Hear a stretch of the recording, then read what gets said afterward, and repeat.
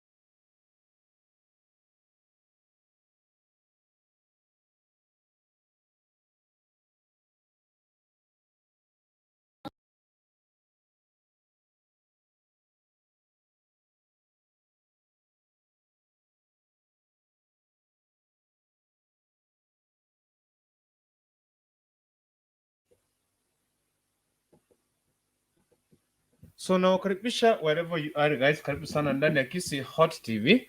Nilikuwa nafanya sound check hapa kidogo, naona sauti ipo salama kidogo tu, but I want to welcome you all.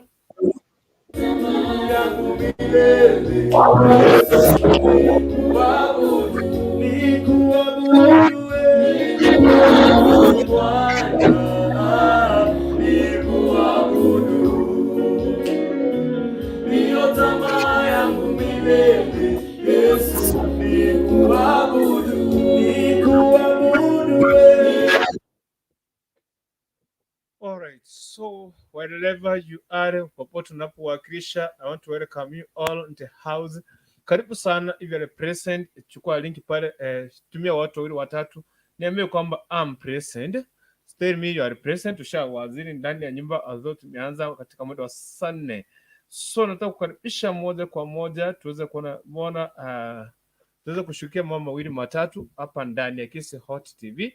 Kama una swali lolote kuhusu tatizo la ugonjwa fulani, tunashughulikia kuhusu kupanga uzazi, njia za kupanga uzazi, hivi leo ndo tunazingatia, hivi leo ndo tunafanya nini, tunafuatilia tukaweze kufunzwa mawili matatu na daktari wetu. So kama ushafika ndani ya nyumba, tafadhali let me just welcome you to the house. Karibu sana, feel at home.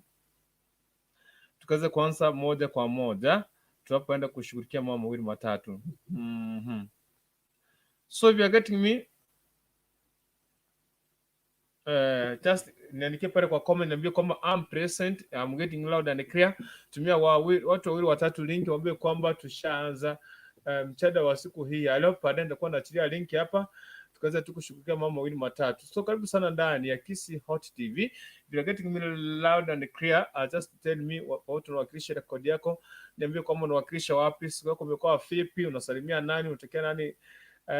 Najua hakika watu wamemisiana. I don't know if you have missed somebody, say hi. Naona pale timu comment watu kijaja katika timu comment pale wakizungumza mambo mawili matatu, kisha baadaye tutakuwa tunajiachilia papa kwa show live and direct kuweza kushughulikia mambo mawili matatu na daktari wetu. So kama kuna tatizo lolote ile la ugonjwa fulani, ama kwa mtu pale kuna tatizo la ugonjwa fulani pale, okay, naweza uliza daktari hapa. Tutakuwa naye ni daktari ambaye ni professional, si daktari wa mitishamba. Ni mtu ambaye ni profession, au kuna profession kutoka pale, amehitimu vizuri sana. So tunaenda kukaa na yeye papa hapa ndani ya Kisi Hot TV, tuweze kusonga mbele pamoja jinsi ambavyo Mungu ametupangia. So kabla na hata baada ya kuendelea, baadaye nitakuwa na link pale, tukaombe tukaanze moja kwa moja. So kama watu washafika, tafadhali comment yako niambie kwamba nimefika. So mimi kukutambua ni kuanzia ya comment tu. Nikiona comment najua kwamba ushafika ndani ya nyumba, ndani ya Kisi Hot TV. So guys, welcome, feel at home, okay?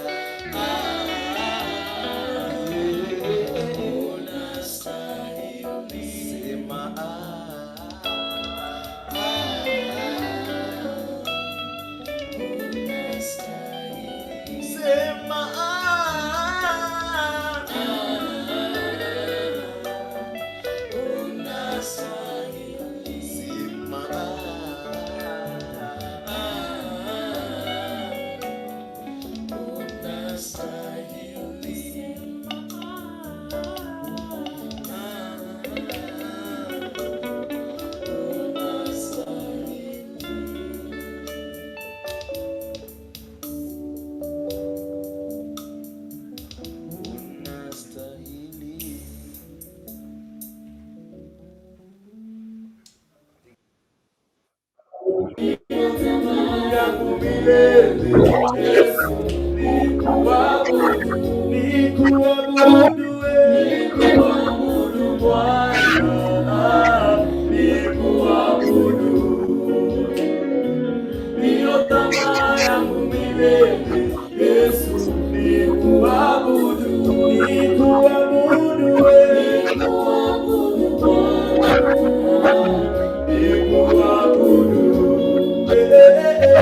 ndiyo tamaa yangu milele. Yesu nikuabudu, nikuabudu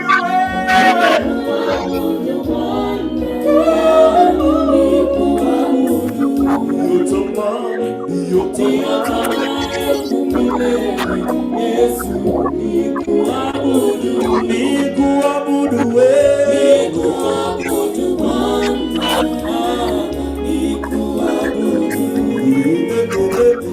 ndiyo tamaa yangu milele. Yesu nikuabudu, nikuabudu Bwana, nikuabudu, ndiyo tamaa yangu milele. Yesu nikuabudu, nikuabudu kwa roho na kweli.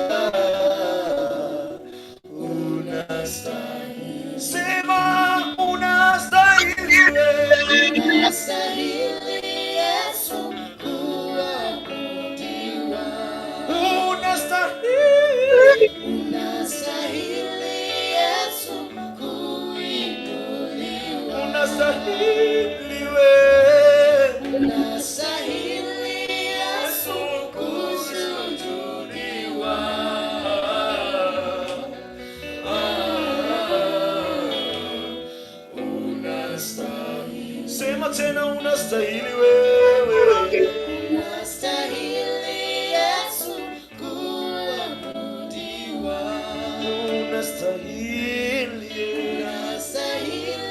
Yesu kuinuliwa, unastahili Yesu,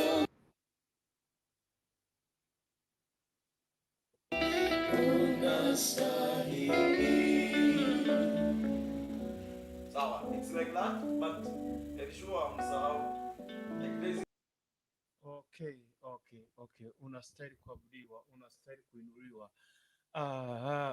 African Melodies Band wanatuwakilisha pale ndani ya nyumba na kukaribisha ndani ya Kisi Hot TV katika muda wa saa 4 dakika ni 40 Afrika Mashariki, tarehe 3 mwezi wa 8 kumradhi, mwaka 2021. Wacha nikukaribisha kwa neema na fadhili zake Mwenyezi Mungu popote unapowakilisha rekodi yako na kukaribisha ndani ya nyumba na kuambia kwamba hapa Kisi leo mvua imenyesha kunyesha ile mbaya, mvua ikanyesha mbaya ikafunga watu wengine nje. Hiyo zote ni baraka zake Mwenyezi Mungu. Tunashukuru sana kwa kila wakati na kwa kila jambo. Mungu amekuwa mtakatifu, amekuwa mwaminifu hakika kwa kila jambo. Katika siku hii Mungu ametuwezesha, ameweza kupigania hivi leo tuko wazima. Tukuze jina lake milele na milele. Wacha Bwana kimdiwe milele katika siku zote, katika maishani wetu, katika maishani mwako, katika familia yako, ndani ya watoto wako, ndani ya wazazi wako. Wacha Mwenyezi Mungu aweze kutukuzwa milele na milele. Na wakaribisha katika siku ya Tuesday edition katika Healthy Mothers. Tunapenda kushukia mambo mawili matatu kuhusu afya yetu. Karibu sana ndani. Kama kuna swali lolote ile unaweza kushughulika, kama kuweza kuuliza daktari aweze kukueleza tatizo la ugonjwa fulani ambao umekuteza kwa muda hapa, ama mtu pale nje unaona kwamba masumbuko na ugonjwa fulani, na kukaribisha ndani one on one. Tutakuwa naachia linki pale, daktari atakuwa anaingia papa hapa tuweze kuingia live and direct. So in the meanwhile, let me just do this. I want to unaweza kwamba unikaze kwamba let me just pray tunapoenda kwanza, lakini ila tu watu waweze kuingia pale ndani, watu waweze kuniambia kwamba I'm present. Jana watu ni ABC back trace and get to mahali. I don't know if you are present, guys. Just confirm to me that you are present. Whoever is present, whoever is watching me, just tell me I am present. Okay. Okay, so mimi tuko tunaanza live and direct in the next minute. Zikonga tu sasa hivi ni saa 4:42 tafadhali, daktari naomba ukaniwe radhi. Zikonga tu dakika na 50, saa 50 hivyo tutakuwa na chila linki pale, daktari kuingia papa hapa ndani tuanze live and direct. So niruhusu nifanye hivi, wacha tukaweze kufika kwa Mwenyezi Mungu. Funga macho yako. Takatifu ushe juu mbinguni, pokea sifa, utukufu na mamlaka Bwana. Tunanena baraka na nguvu kutoka kwako Bwana. Katika jioni hii ya leo tuomba msamaha, wengine tumekukosea tukatenda dhambi Bwana. Bwana wetu ushe juu mbinguni, tunahitaji kibali na neema kutoka kwako Bwana Yesu Kristo. Katuongoze, katuweze kuhifadhi maisha yetu Bwana. Katulinde Bwana. Bwana katuongoze kwa kila jambo ambalo tunalolifanya. Bwana katushike mkono kwa kila kitu ambacho tunachokifanya. Katika siku hii ya leo tumeanza programu hii Bwana. Tunahitaji neema na fadhili na kibali kutoka kwako Bwana. Katushike mkono, katuongoze Bwana, kwa maana ni Mungu mkuu Yesu Kristo. Hatutaweza bila wewe. Ninaomba watazamaji wote wa Kisi Hot TV, tunapenda kuanza Bwana, tukaanze na wewe. Kile ambacho tutajifunza Bwana, kazi kikaweze kutusaidia, kwa maana wewe ni Mungu ushe milele. Bwana mtakatifu, wakati huu tumechashia mbele zako, katushike mkono Bwana, katuelimishe kwa kila jambo Bwana, katupitishe kwa kila majanga na kwa kila mikosi na rahana ambazo zinatuandama, zingine za ukoo na zingine za kuraniwa Bwana. Tunafunga katika jina la Yesu Kristo. Bwana katuongoze, katushike mkono Bwana, katusamehe dhambi zetu Yesu Kristo. Pia tuombee wazazi wetu na familia zetu popote walipo Bwana.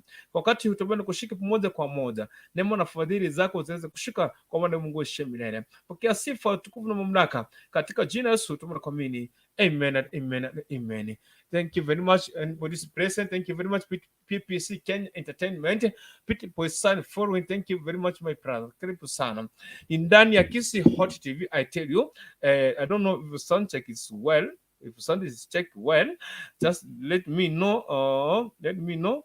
Asante kama iko sawa pale nje, tunapenda kushiriki moja kwa moja. Na mimi nataka kuwakaribisha wote popote mlipo, popote mnapowakilisha kwa tafadhali, na kuambia it's a long time since we are here. I have not seen people sana kusalimia watu wawili watatu wanne watano. Salimia watu bana. Watu salimia watu, wanasema kwamba salimia watu pesa huisha. Make sure umesalimia watu kama watano. And make sure me like, if you mengia tu just like, ukilike chukua link, tumia watu wawili watatu, waambie kama tushaanza. Daktari, if you are getting me loud and clear please, nasema kama dikiwanga tu dakika 50 nitakuwa tunakuachilia papa hapa ndani ya Kisi Hot TV. Tutakuwa nakuachilia live and direct, kwanza tukuingia papa tukazungumza mambo mawili matatu, kwa maana hapa ndio usemi halisi, usemi uliopo, usemi ambao unasaidia. Okay, ni leo katika afya yetu. Kuna vitu zingine tunataka kuzingatia pale, mingi sana kulingana na afya, mbali na kuzungumzia baadhi ya tatizo na njia za kupanga uzazi. Kuna vitu zingine tunafaa kuzingatia afya yetu katika zile vyumba. Kuna zile vyumba ambazo tunatumia pale nyumbani, vyumba za vya usafi, kwa mfano choo na hizo vitu zingine. Je, ziko well? Umetunza, ziko salama? Unaweza kwa watu wengine ukiingia kwa choo bana, unachungulia tu undani, yaani tu iko na shimo ni kubwa, miti ni miwili, ukanyaga hapa na hapa. So hiyo ni afya, tunataka kushughulikia vitu zingine 2 3 4 5. Sijasema nyinyi tafadhali. So karibu sana in the house. Nataka kusoma comments, but mimi nataka kusoma comment, but siwezi soma comment kama hujasalimia mtu. Sasa Piti Poisani, ABC actress Gertrude Nyamari, where's your friends? Yeah, you know, say what to say high five, watu wasemani high five. In the next minute tunapoenda kuachia linki hapa, watu wakimbia hapa tukaweze kuanza. Daktari, we are in the house, let me welcome you.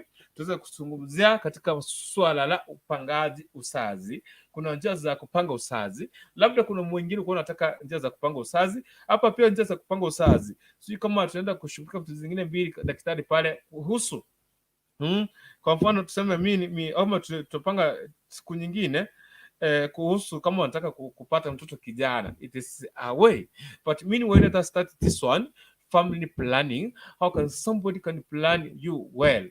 Watu wawache kuzaa mpaka mnatengeneza skuru, unazaa unatengeneza shule kwako, hauna chakula, hauna mafazi, hauna mahali pa watoto pa kulala. Yani wewe kazi yako ni kuzaa tu. Na wewe mwanamke, wewe kazi yako tu ni kuzaa. You have to encourage your husband. Mwambie husband, today you know tunataka tu tufanye njia za kupanga uzazi. So kama wewe uko na una mshikaji, kama wewe uko na mtu pale, so mwambie kwamba let me just welcome you in the house, live and direct. Okay, meanwhile let me do this you guys. Niwakaribisha nyote mnapowakilisha rekodi zenu. Karibu sana ndani ya Kisi Hot TV, na mimi papa hapa ni Dennis Nyaputo, kipenda kulita kurutu, sitakuwa nakataa.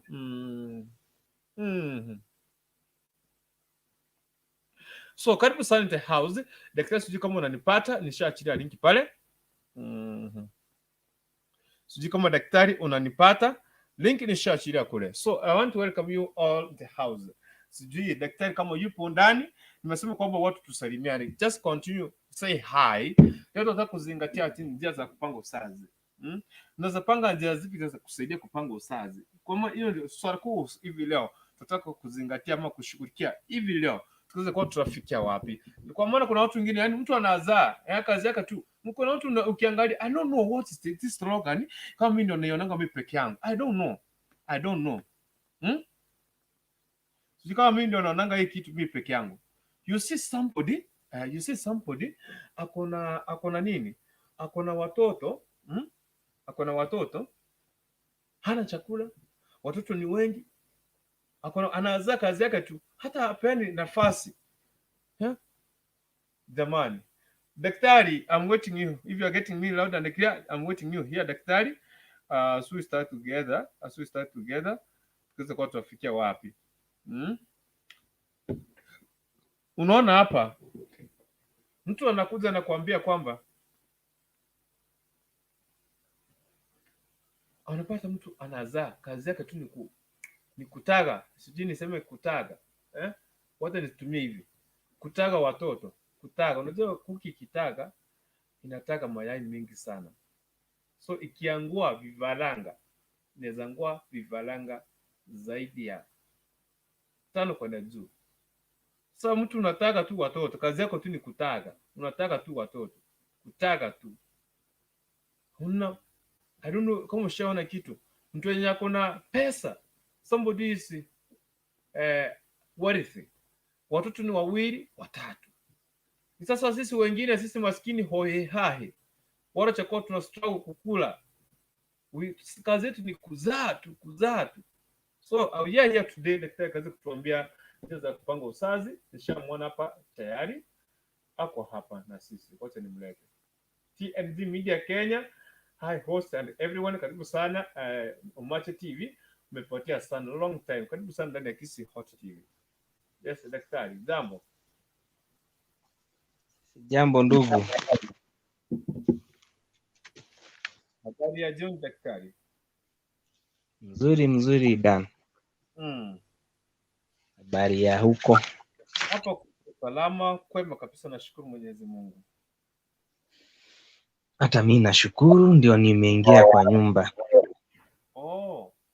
Ndio fika. Wacha disi dakika moja kupika kopo la maji. Na nishakunywa tayari. Na kukaribisha, karibu sana, tuweze kuzingatia hivi swali kuhusu upangaji uzazi, ama njia za kupanga uzazi. Kwa maana hapa tunaona kuna baadhi ya, ukiangalia, sijui mimi ndio nimefanya hii kitu, nimeangalia baadhi ya hawa watu ambao wamefanya, wako na pesa. Unaweza pata mtu ako na watoto wawili, wawili watatu at most. Sisi wengine maskini hohehahe, kazi yetu sisi ni kuzaa tu, ni kutaga. Acha kutaga, tunajua kutaga tu, si kama kuzaa unaweza zaa kitu moja mbili, lakini kutaga tunataka vitu zaidi ya tuseme 5 kwenda juu. So I don't know, tuweza kuelimishana na njia za kupanga uzazi, tuone tutafikia wapi. Na anybody kama kuna swali lolote lile, mkaribisha. Karibu sana daktari.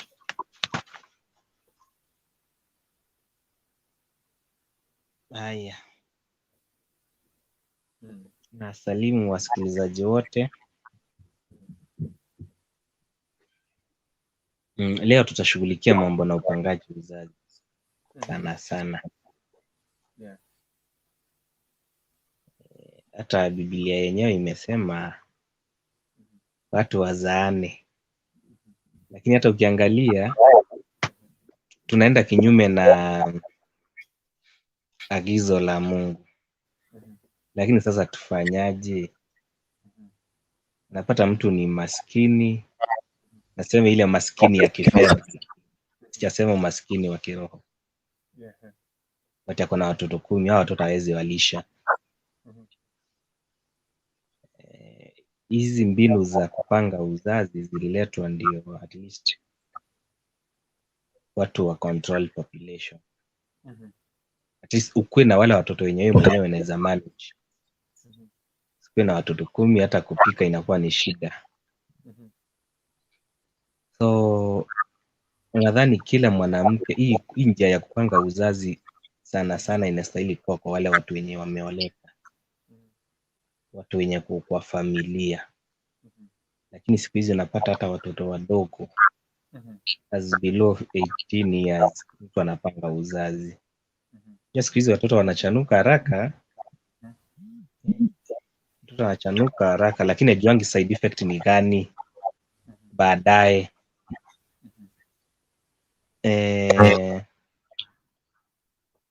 Tutaenda kuangalia kuna njia kama 30 za kupanga uzazi. Kuna zenye mnajua na kuna zenye hamjui. Kila njia iko na uzuri wake na ubaya wake. Around 50, not even that. Zile zenye ndaweza ongelelea ndio tutafikia hapo. Yeah. Nimesema kupanga uzazi sometimes ina depend na financial status ya mtu.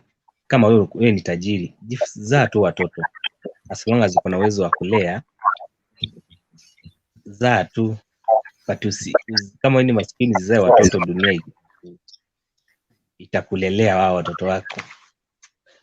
So nadhani kila mwanamke, ule mwanamke mwenye kwa familia saa hii almost 90% anapanga uzazi. Kupanga uzazi ni kufanya nini? Hili ni jukumu la mwanaume na mwanamke kwa nyumba. Nyinyi ndio mtaenda mkae chini, mkubaliane mnataka kuwa na watoto wangapi. Isiwe kama ni jukumu la mtu mmoja. Kama kuna scenario nilipata, mwanamke ameenda amewekewa njia ya kupanga uzazi ya miaka 5. Bwana hajajua. Na furthermore huyo mwanamke ako na watoto 3 ambao si wa huyo bwana. Ameenda kinyume, amewekewa tunaita implant ya miaka 3. So situation kama hiyo utasaidia haja involve bwana, yeye ameenda kinyume. Bwana ameenda kwa nyumba kutafuta sijui nini, akakumbana na hiyo kadi ya kuandikiwa kuna implant ya miaka 3. So nimesema njia ya kupanga uzazi inastahili involve watu wawili, bwana na bibi. Sasa nitaenda direct kwa hizo njia za kupanga uzazi. Njia ya kwanza, nitaenda pole. Njia ya kwanza ni ile tunaita fertility awareness. Hii inamaanisha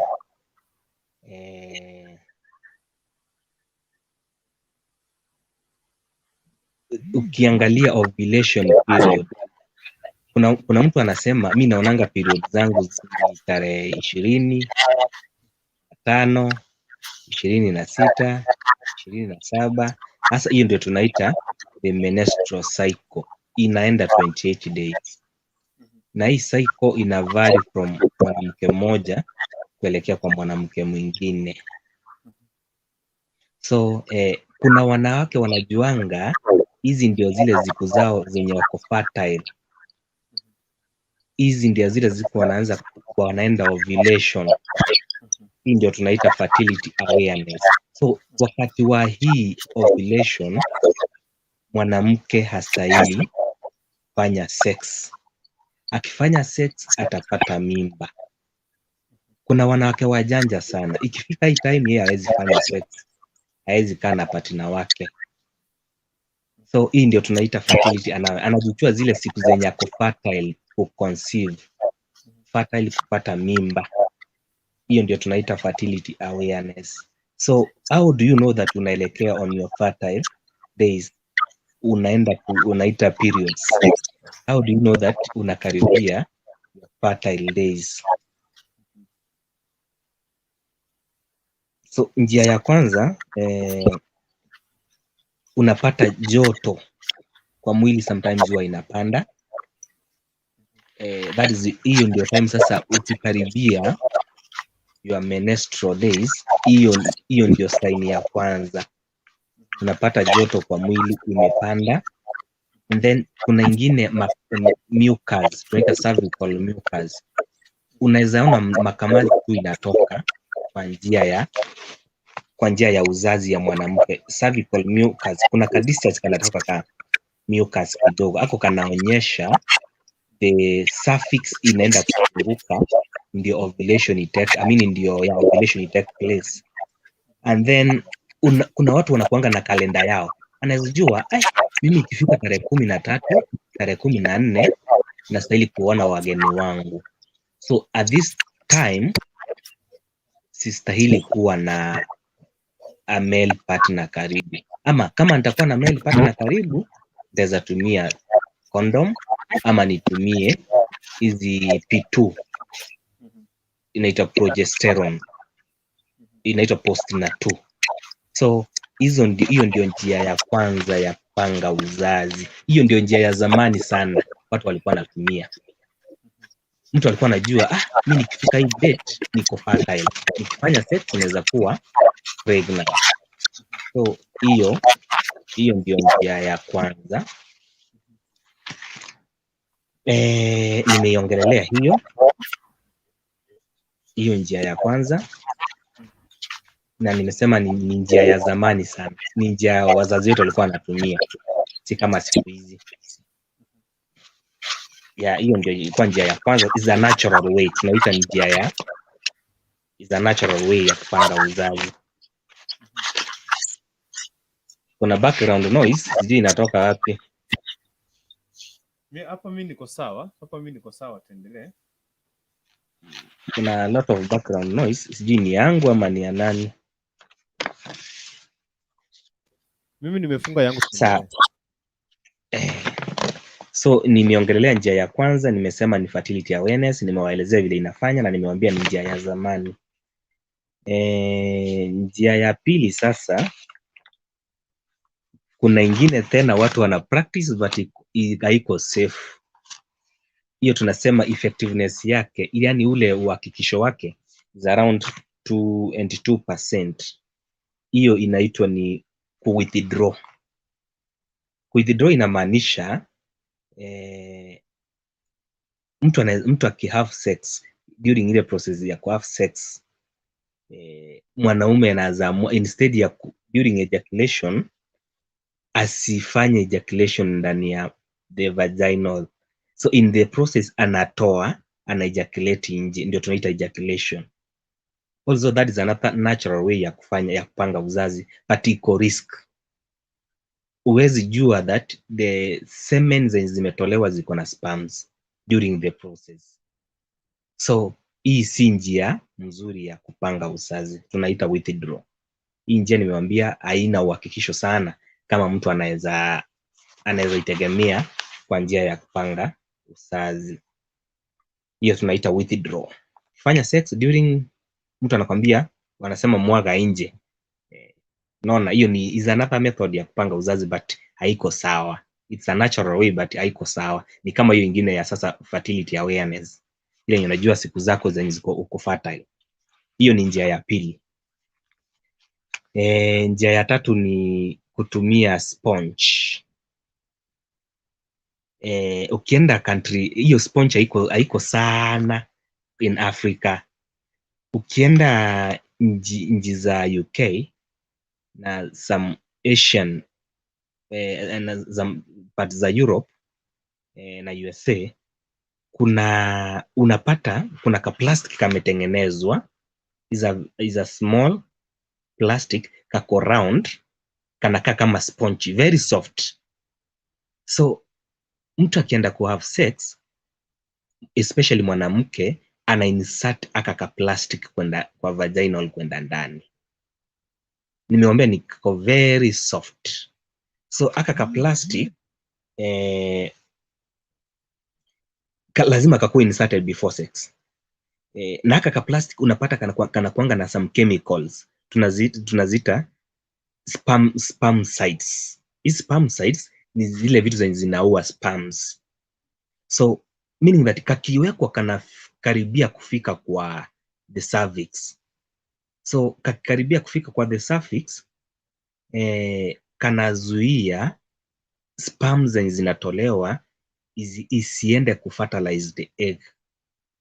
So na ako ka sponge kako na kauzi. So mtu akishamaliza mambo na sex anakafuta. Meaning that ako kakitu katakuwa atakafuta after 72 hours ama 48 hours. So aka kakitu kanazuia sperms kuingia through the cervix iende fertilize the egg. So, nimwambia njia iko sana sana Africa, iko sana sana side za Europe, UK na USA.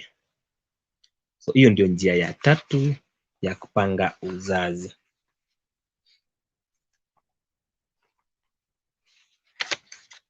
Tunazidi kusonga mbele. Hiyo njia yenye nimewambia ya sponge iko around 72% effective, mtu ndiye asipate mimba. Then njia ya tano ya kupanga uzazi is a very common method in Africa siku hizi, ile wanaita depo injection. Hii ndio njia imetumiwa sana sana in Africa. Is an injectable, mwanamke anadungwa maybe on the right ama the left side ya mkono yake, hapa karibu na ukikaribia, lakini usikaribia sana kwa the shoulder, on the right hand kwa the biceps. Kama mnakumbuka mlisomanga hizo muscles, the triceps and the biceps. So hapo ndio hiyo sindano huwa inadungwa, na hii sindano huwa ina last kwa miezi 3 kwa mwanamke. Hii sindano iko na hormone, iko na hormones mbili, estrogen na progesterone. Hizi hormones zikitolewa kwenda kwa damu huwa zinazuia mimba. Zinatolewa in a very small amount, ni kama like a radioactive substance. For example, kama ulisoma radioactive substances, hiyo kitu inaweza toa radiation for a long period of time, like 10 years to 20 years. But sasa hii depo inaitwa depo injection, imeprogramiwa itoa hizi hormones mbili nimesema, progesterone na estrogen, for a period of 3 months. So kila siku inatoa a small amount ya hizi hormones.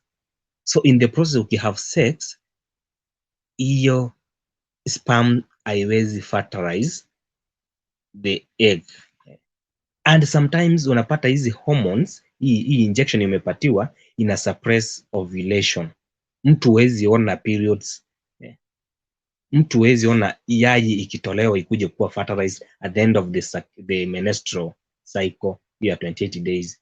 Ndio maana sometimes unapata mtu amewekewa depo but ajaiona periods.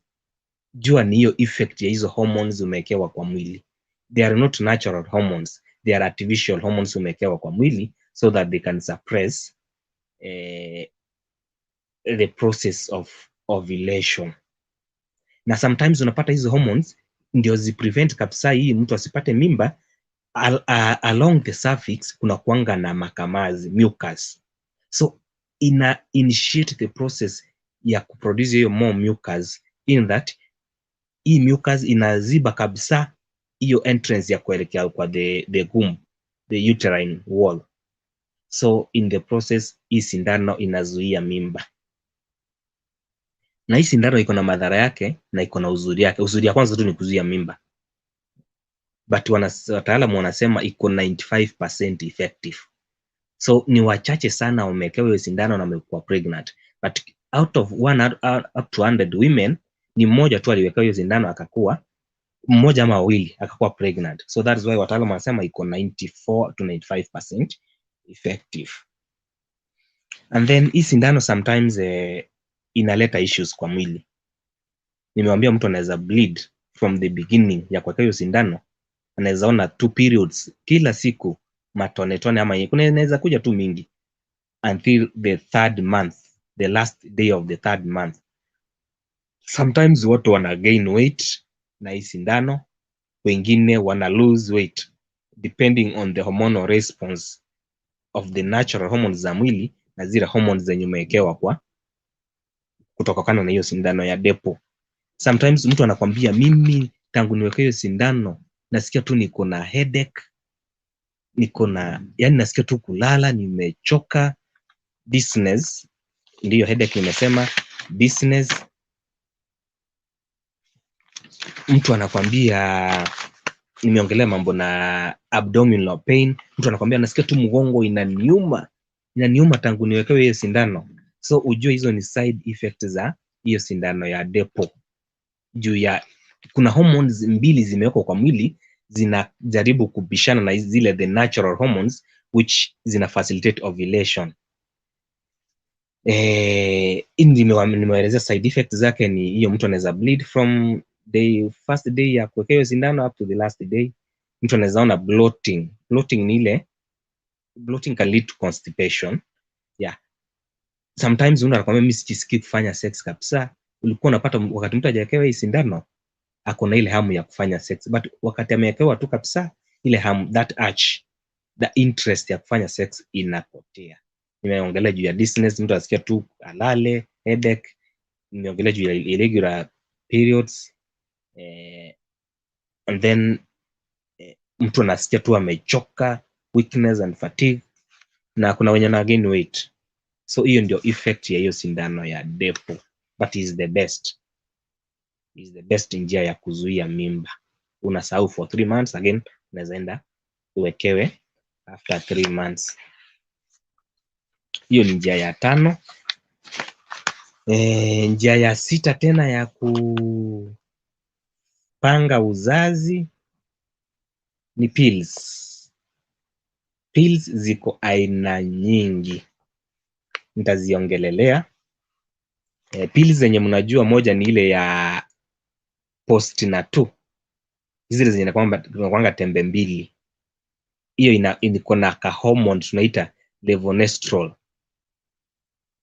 Zile wakati mtu anasema mimi nilifanya unsafe sex, anakimbia kwa pharmacy ananiambia nipe pills, unapewa emergency. Siku hiyo wanaita emergency. Hiyo ndio nilikuwa natafuta, emergency. Hiyo hata ni njia moja nyingine ya kupanga uzazi, but take care. Kuna kitu nataka caution ladies, hiyo postnatal ama emergency huenda isikufanye usioipata mtoto kwa maisha yako.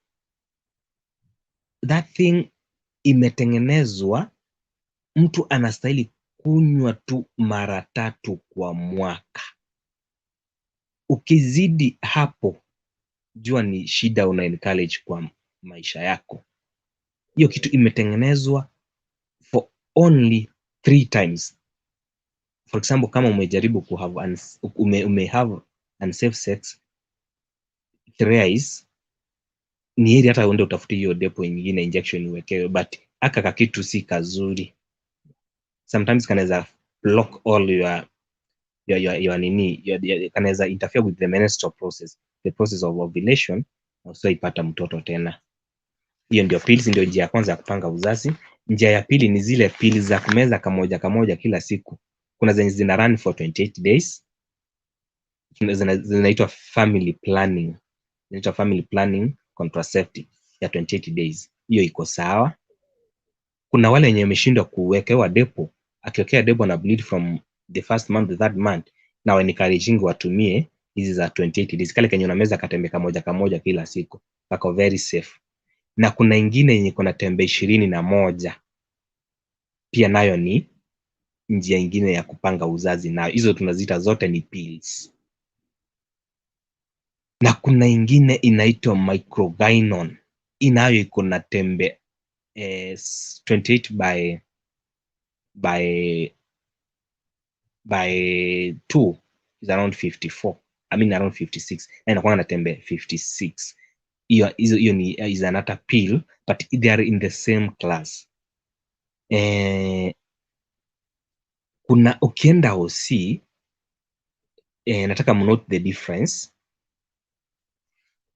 Pills ziko na 21, zimeandikwa siku ya kwanza mpaka siku ya 28. Kuna yenye imeandikwa kutoka siku ya kwanza mpaka siku ya 21, na kuna yenye imeandikwa kutoka siku ya kwanza mpaka siku ya 56. Sitaongelea hizi zingine za mbili, but hii ya kutoka siku ya kwanza mpaka siku ya 28 iko na tembe zingine chini, ziko somehow red but somehow chocolate. Acha nitumie jina chocolate. So ukishakaribia hizo tembe zenye ziko somehow chocolate, it means unakaribia your fertile days, I mean ovulation.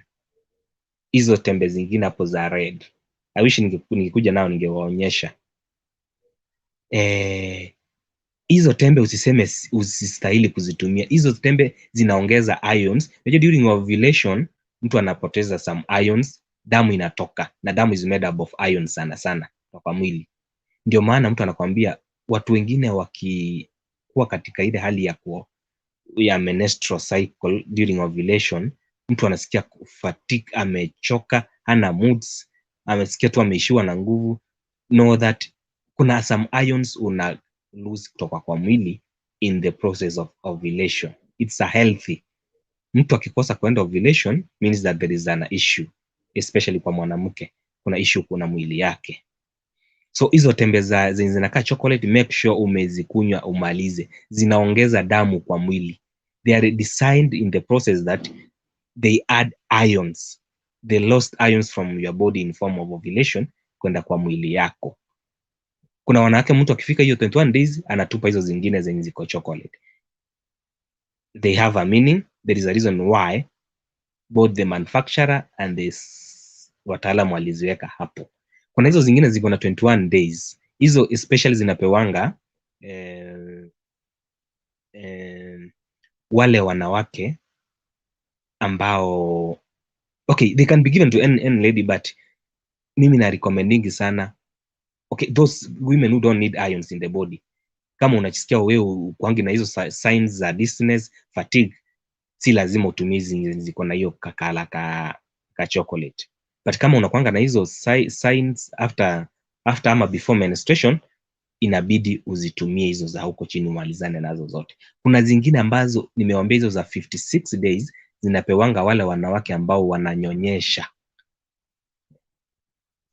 Unapata kuna mwanamke kuna wanaume ambao hawezi ngojea wakati mtu amejifungua, angojeangi mwanamke apone. Yakishamaliza kama ni mwezi mmoja tu ako tu kwa sex na yeye. So kuna tembe hawa wanawake huwa wanapatiwa za kupanga uzazi, ambazo ndio hizo nilisema ziko na 56 ama 52 days. It depends na vile zimepangwa.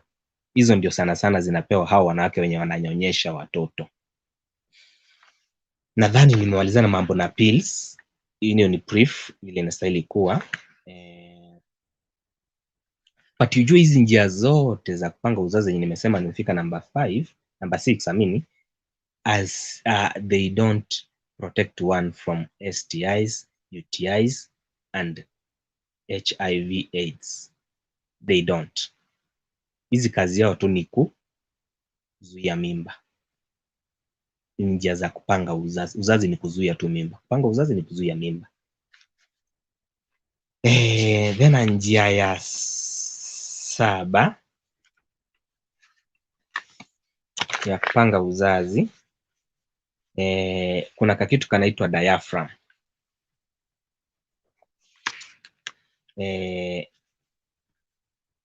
Diaphragm, hii njia si common sana Kenya. Aka ni kakitu kenye kako shaped kama kakikombe. Kako very soft. Kako shaped kama kakikombe. Ukipatana na an experienced doctor ama nurse, aka kakitu anakasukuma kabisa. Kako na kamba mbili, very soft. Hata huwezi sikia zikiwa kwa mwili. Kanasukumwa kabisa na huko ndani kanakaribia the cervix. Naona? So kakisha karibia huko, aka kakitu ndio kako na some spermicides. Aka kitu sasa ndio kana prevent sperms isiingie kuelekea the uterus, ifertilize the egg. So ako ni pia ni kanjia kengine kakupanga uzazi. So ukishamaliza kufanya sex, still utaweza toa hako ka diaphragm, ndio uendelee na maisha ya kawaida. But the moment unataka sex, still unaweza kaweka. Hiyo ndio njia ya namba 7 ya kupanga uzazi.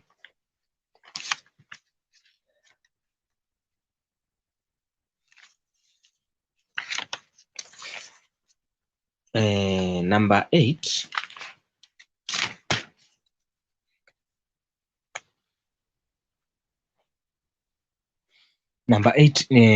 ingine ni zile tunaita patches. Patches, a patch ni kakitu kenye unaweza tengeneza kama nani ashaiona kanini tunakaita elastoplast. Elastoplast, ile unawekewanga wakati umeumia. So a patch inakanga hivyo, especially kwa mwana.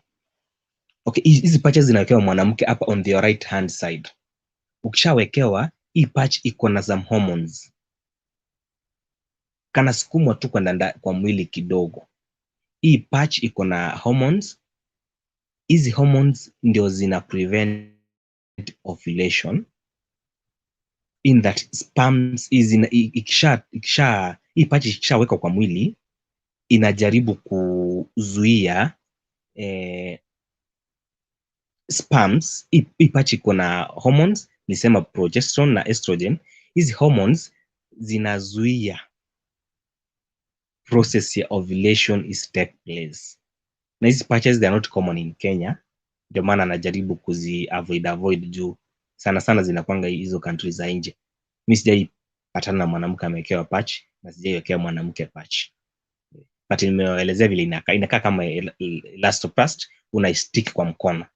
Ukishaistick kwa mkono, kuna hormones zinaanza kudiffuse kwenda kwa bloodstream kidogo kidogo. Na hii patch can last 3 to 4 months kwa side yako ya mkono. It can be either on the right ama the left hand side, but karibia na hapa kwa shoulder juu.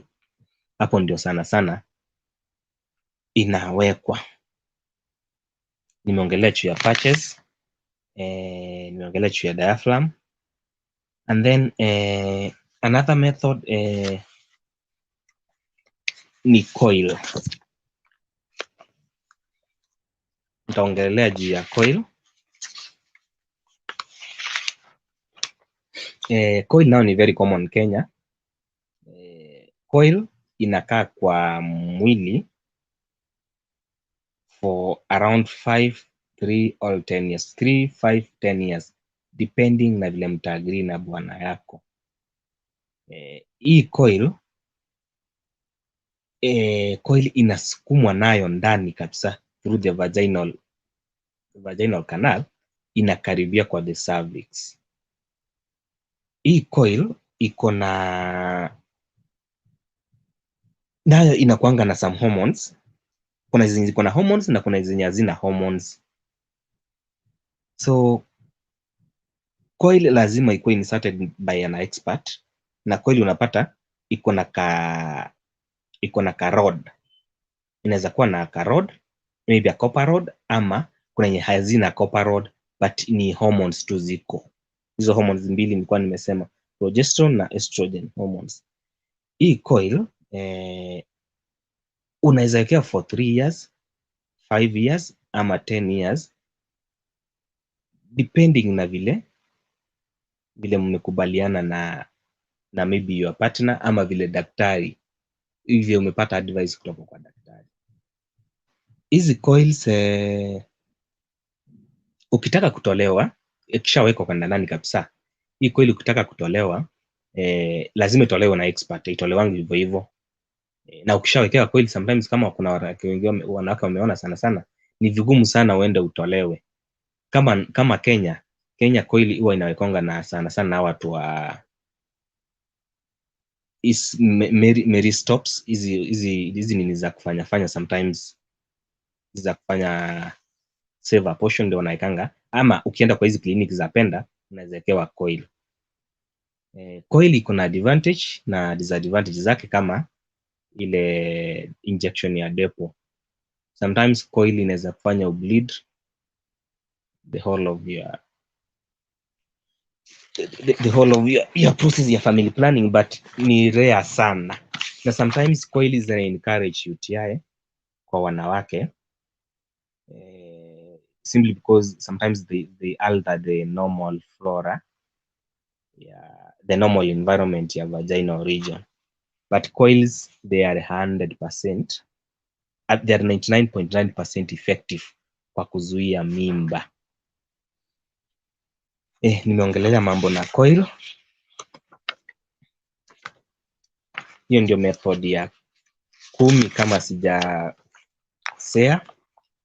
Then another method ya 11 ni implant. Implant sometimes inawekwanga kwa the right hand side, hapa karibu na the biceps ama the triceps, hapa juu ya muscles kabisa, ukimalizana na hiyo joint ya mkono uko juu, hapo ndio coil, hiyo implant inakuwa inserted. Implant ni rods, inakanga tu beneath the skin, inasukumwa tu ndani kabisa vizuri with an expert. Na hii implant iko na hormones, progesterone and estrogen, zenye zina prevent sperms from reaching the egg, zinazuia hizo sperms isifikie yai, ndio fertilization take place. Hizi implants sometimes zinaweza suppress ovulation. Mtu uone ovulation, unaweza kaa na implant for 3 to 4 years hujaiona periods kabisa. Jua that hizo hormones, hizo artificial hormones ziko ndani ya hiyo implant ndio zinafanya hiyo maneno yote usiyoiona ovulation, but it's not risky, it's okay. The moment umetoa hiyo implant, utaanza kuona tu periods zako vizuri. So implants are very common in Kenya. Unapata almost 20 to 30% of Kenyan women wako na implant. So implant uzuri wake, you just fix and forget. Ukishaiweka umeiweka, unakaa miaka 3 ama miaka 4 ama miaka 3.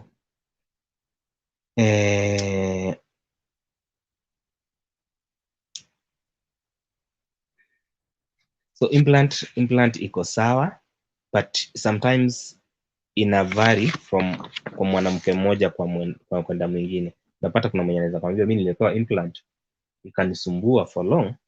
So hizo method zote zenye nimesema, it's you to choose ni gani iko sawa, ni gani ulijaribu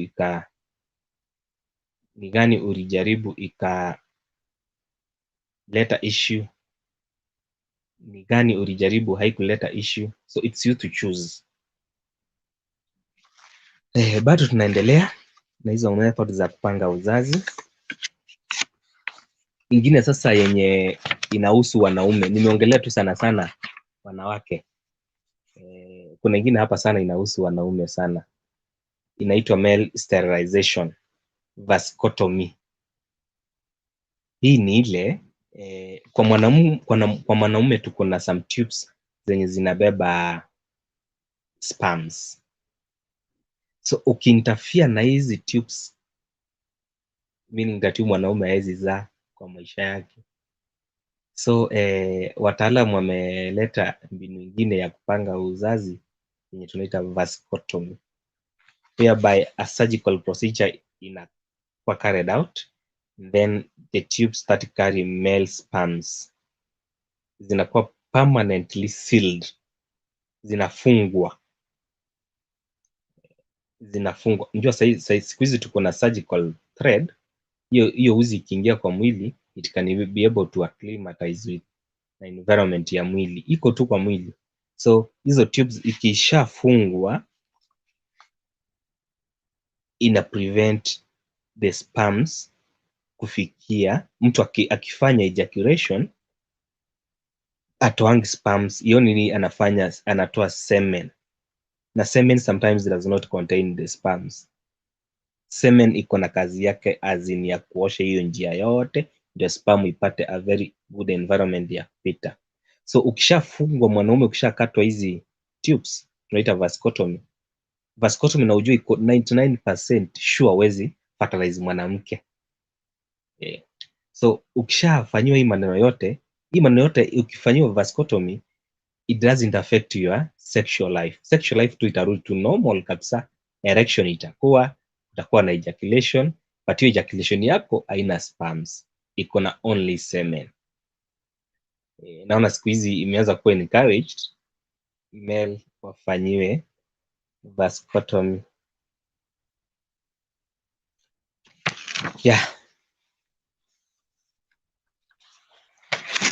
Nadhani nitasimamia hapo kwa leo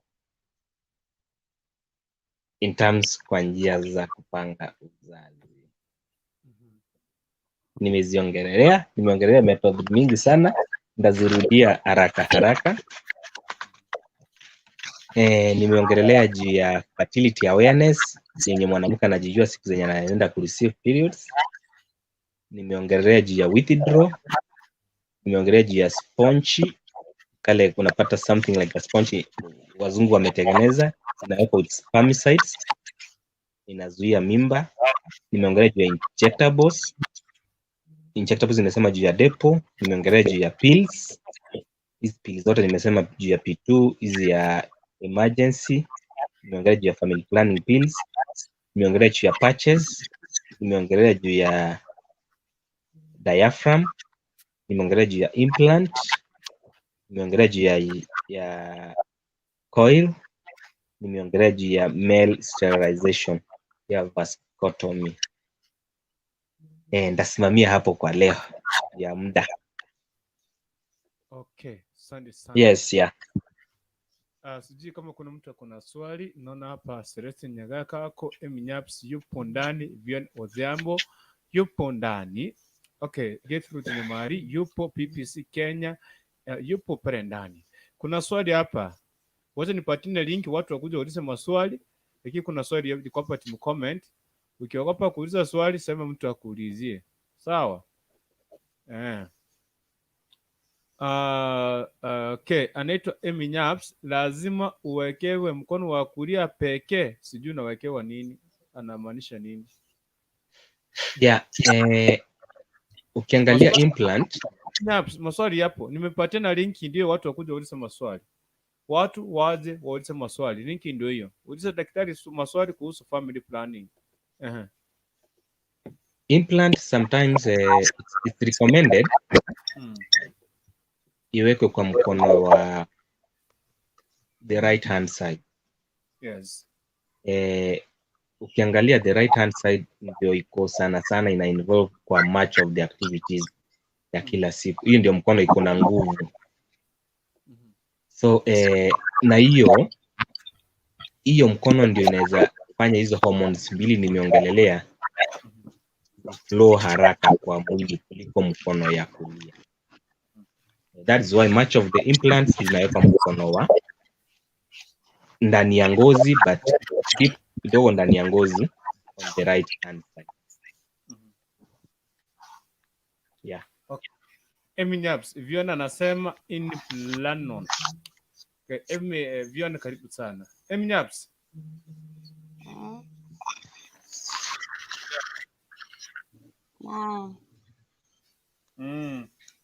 Kwani umelala? Ndika. Kurukutu. Tiganga ngano wa tendi nara. Ni kwa kanuni ndio lakini karibu sana. Waza nikukaribishe, salimia watu kisha ulize swali lako.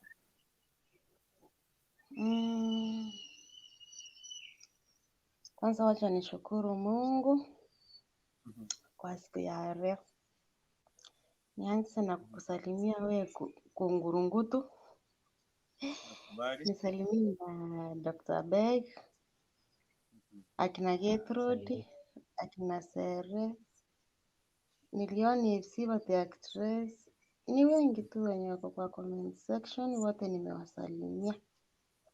Yeah.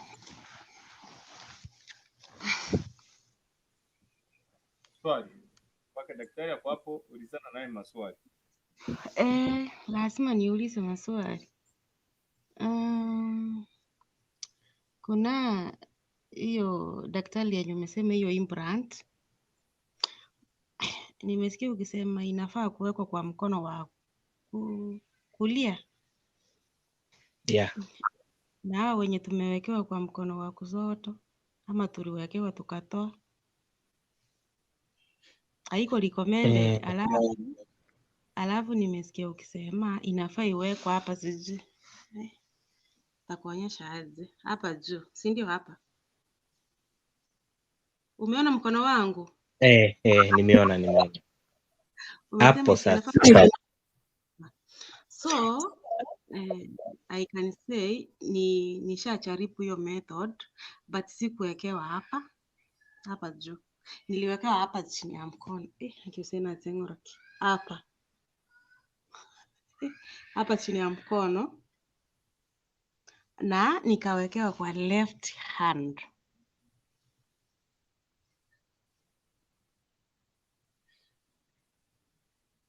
So hiyo daktari alikuwa anajua kitu yenye alikuwa anafanya ama si lazima uwekewe mkono wa kulia? Mimi kulingana na kazi yangu match inayekwanga kwa mkono wa the right hand side.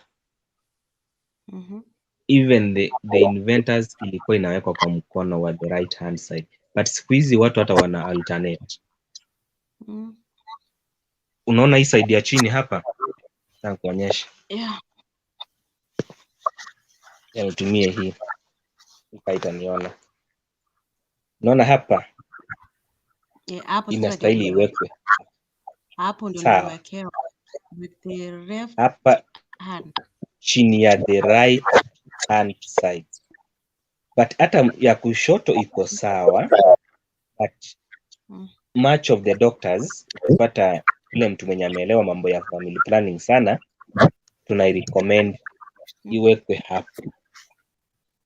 Sawa. But it does the same function. Okay. Alafu kuna hiyo patch. Umesema sijui kitu ya patch. Kuna kitu umesema patch. Nimeongelea juu ya patch. Yeah.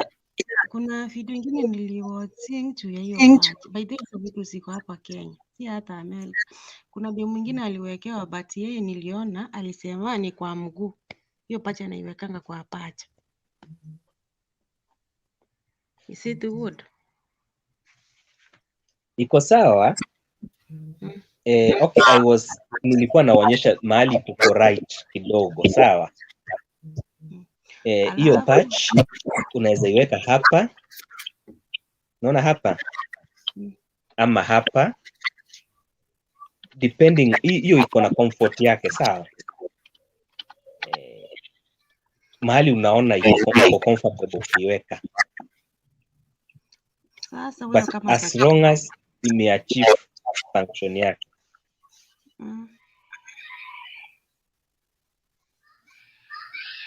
Okay. Na ulisema mambo ya coil, eti hii nini inaitwa mali stop, ndio wanawekanga vizuri sana. And you know those people by the way wako very very expensive. Nze akina jite kwa nderi akisi gari mpaka ngatama stairs kuturumka by the way. Those people they are very very expensive. So yani wesi enda hata kisi level 5 uweke huko jameni, ama hizi hospitali zingine hizi rokoroko hospital. Najua huko unaweza toa Unajua hiyo hata hospitali, 500. hiyo hospitali ilikuja ni kind of donation, sawa. Hiyo hospitali ililetwa specifically ishughulikie mambo na uzazi. Though hizi zingine huwa zinafanya, but hiyo Maria Stops ndio iko inaona hizi vitu zote nimeongelelea. Hiyo unaweza zipata kama huko ziko free kabisa. Ukipata kama uko na medical camp, wanaweza kupea hizi services free kabisa. But ukienda kwa hizi zingine utalipia expensive. Wakiwa na camp wanakanga free of charge. Hiyo unajua ni free kabisa. Juu kuna tarehe wanasema tarehe fulani kuja mfanyiwe hivi na hivi. So the best method ni gani sasa tunaweza fanya? Ama utajaribu zote yenye mtaelewana ndio utaenda nayo. Hiyo unaona vile umeongea hivyo, unaona ile yenye unajaribu uone imefit kwa mwili yako, yenye haileti hizo madhara zote nilisema.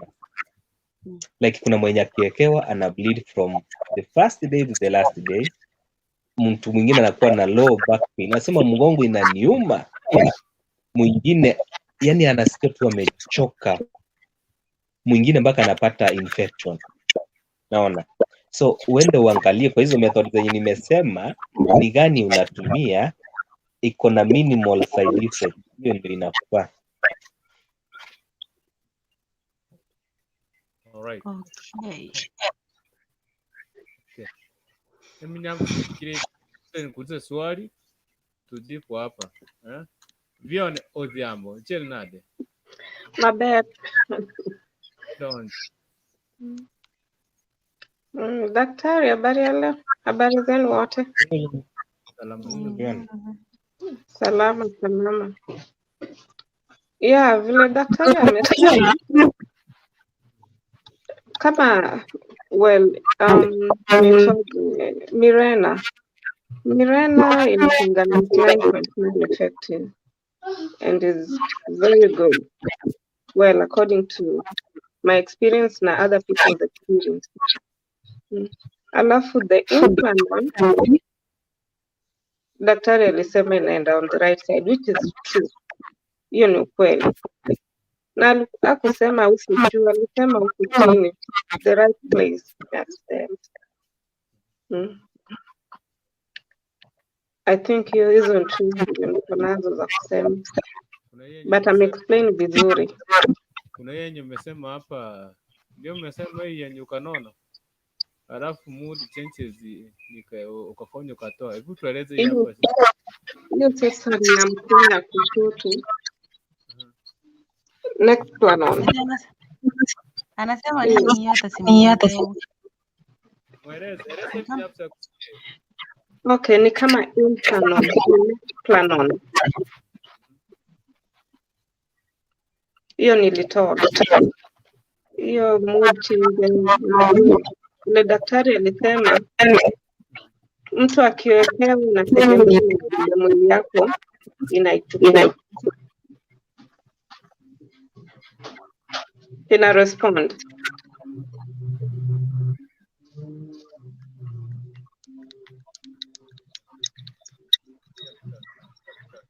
Lakini sisikii.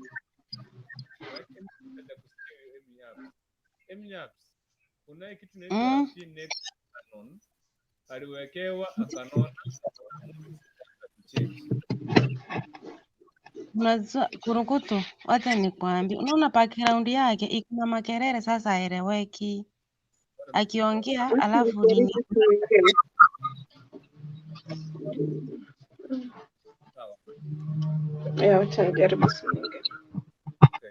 Sasa nikiongoza viona akuje, let me ask you. Kuna vitu tunatumia. Daktari sijui kwa pale hapo ya.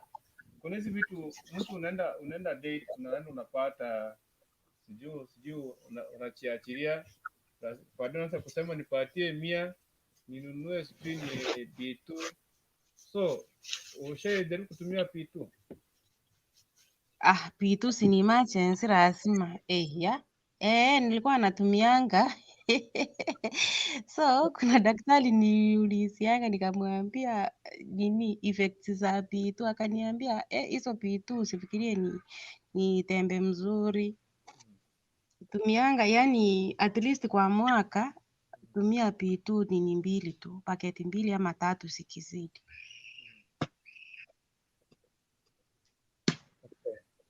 So zinakuanga na madhara zake.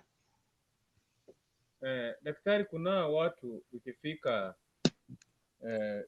ile time walikuwa anaenda kureceive, ameenda date na anaanza kukumbuka. Mwingine anasema nipatie maji nikunywe. Alafu ndio itoe. Hiyo maji ikikunywa inatwanga hizo strams.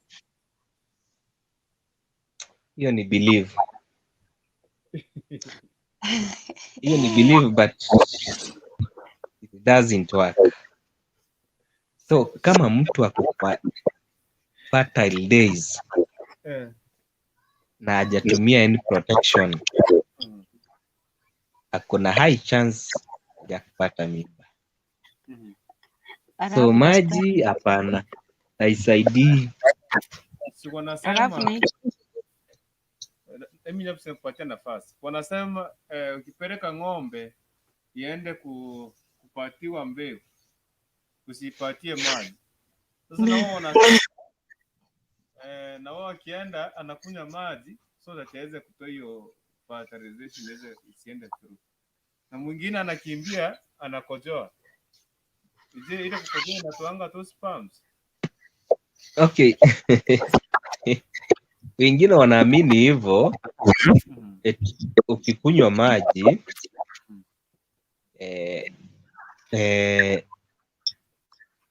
ukikunywa maji after sex, ukikojoa utatoa hizo sperms. Lakini sasa ina depend. Kumbuka half life ya sperms ni 72 hours. Sperms, they can remain alive, active for 72 hours. And na ukiangalia mahali urethra iko na mahali cervix iko, mkojo inatolewa na the urethra na cervix iko huko juu. So meaning that kuna sperm zingine huwa zinapita past, ziko na huko juu kwa urethra, ziko na huko juu karibu na cervix, na kuna zenye ziko hapa chini. So ukikojoa hizi za chini ndio unatoa, but you don't kill them na your urine. Hiyo ni method ya watu wanatumia but haiko effective. At the end of the day lazima mtu utakuwa pregnant. Yeah.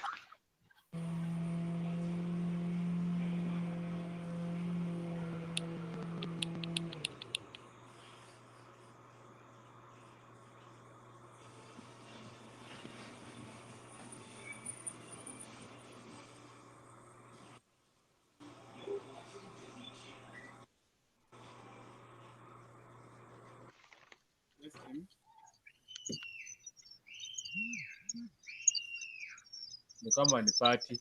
Okay, Shadrack Ontuga, I'm listening from Nyamira pamoja, Nyamira County na wakilisha. Watu tutapenda sasa aongea hapa ndio mimi nitamsikie. Yes, Bwana karibu sana sasa. Asante. Vizuri sana. Ama bado ni kelele?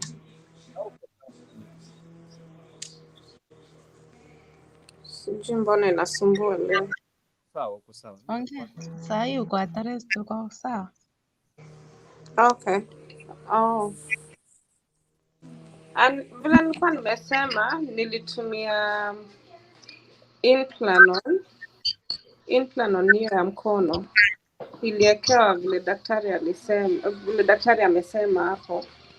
Na ilikuwa mood change na nilikuwa nanona tu.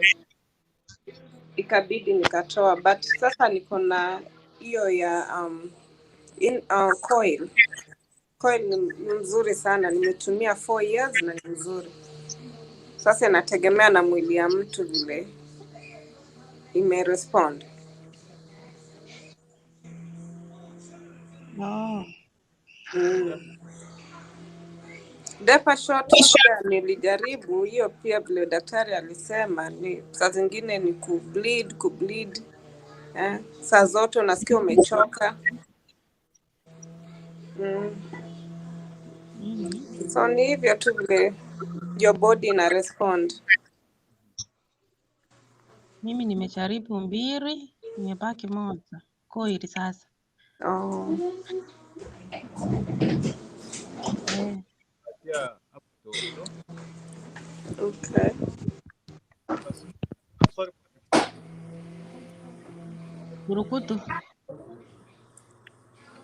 Turukutu ako wapi?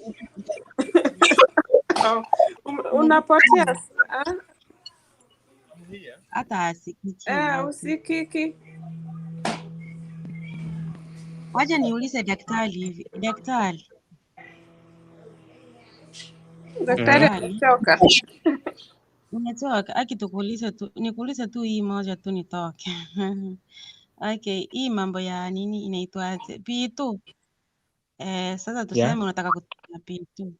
Inafaa utumie P4 muaf sex ama P4? Ama after. P4 muaf ama after?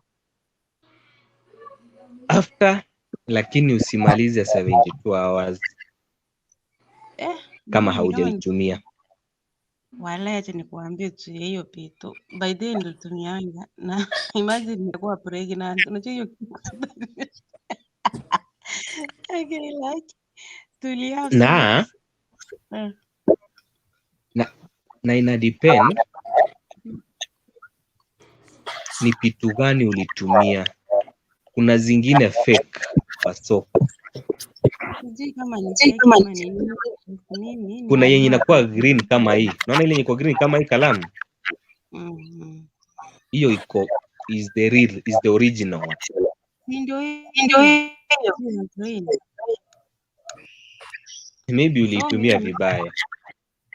Sikia nikwambie sasa venye kulikuwa.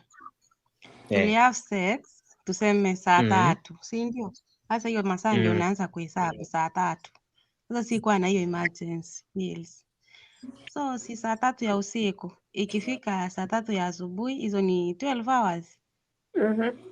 Ikifika usiku ni 24 hours. Si ndio?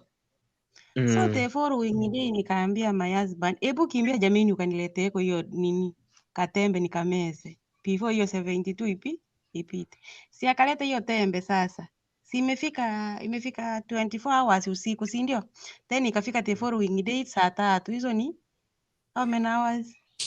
30 something. 36. Sasa venye ilifika 48 hours hiyo usiku saa 3 nikameza hiyo tembe. Unaona? Nikameza moja. The following day saa 3 nikameza hiyo ya pili. Imagine nilikuwa nika conceive. Mahali uli make mistake ni kumeza moja. Ulikuwa unastahili uzimeze zikiwa mbili. Zinakwanga mbili. Zinakwanga mbili. Uzimeze zikiwa mbili pamoja ndio uchukue hiyo dawa at high dose. Sawa? Ukishachukua at high dose inazuia, but wewe ulichukua underdose. Na unaona siku zilikuwa zishaenda. So ulikuwa unastahili umeze high dose ya inakuanga na 0.75, sawa? So ulikuwa unastahili umeze 1.5 grams. So wewe ulimeza 0.75 ukangojea for another 24 hours ukameza another 0.75. Ulikuwa unastahili umeze 1.5 grams instant. Hiyo ungepata mimba. Lakini ingekuwa hiyo siku tu hiyo 30 day hiyo saa tu nimeza moja na the following day nimeza hiyo ingine. Ungepata mimba. Haingekuwa na Ungekuwa na issue. Sasa mimi ndio nilijiletea mashida. Lakini mtoto naye ni mzuri, ni baraka. Daktari, kuna yenye ulisema sijui kwa kama ka kikombe mwanamke anawekewa. Hiyo nilisema inaitwa diaphragm. Yeah, hiyo sasa. Ili mtu okay, mwanamke hebu sasa tupatie procedure kiwekewa. Huyu mwanamke anaenda pale alafu okay. Nataka kujua. Okay. Acha nielezee vile inawekwa. Unaona vile mtu anaweza wekewa coil? I think hawa ladies wanajua. Wenye wamewekewa coil. Ako ni kakitu kako kama unaona kakifuniko kale kakufunika mafuta ama kakufunika chupa, but ni very soft and iko na uzi mbili. Naona ndio hiyo uzi mbili inasaidia ikuwe located vizuri, isipotee kwa mwili, isiingie kwa the uterus. So mwanamke analala chini vizuri. Sometimes anaweza wekewa anesthetic ndio asisikie pain. So daktari anashika ako ka sponge, ka diaphragm, kakikombe vizuri na makasi, anakainsert na uko chini, anakasukuma mpaka kanakaribia kwa the cervix. Naona. So kakikaribia kwa the cervix, kana stick. Kako static. Kuna static forces, kana stick huko. Kakisha stick huko, aka ka diaphragm ama kakikombe kakona hormones mbili ambazo zinaua sperms ama zina prevent hiyo mayai during ovulation isikaribiane na sperms, ndio fertilization take place. Nadhani nimekuelezea. Si common sana Kenya. Kenya tuko na method zetu ziko common. Hizo wanawake wanaziogopa. Si hata kuna konga na konga ya wanawake. Mbona huko itacha? Coil niliitaja. Kondo, si coil. Hiyo nilisahau. Hata condom ni njia ingine nayo ya prevent mimba. Is the safest. Kwa hizo njia zote, condom is the safest. Kuna ya wanaume na kuna ya wanawake. Hiyo actually hata nilisahau.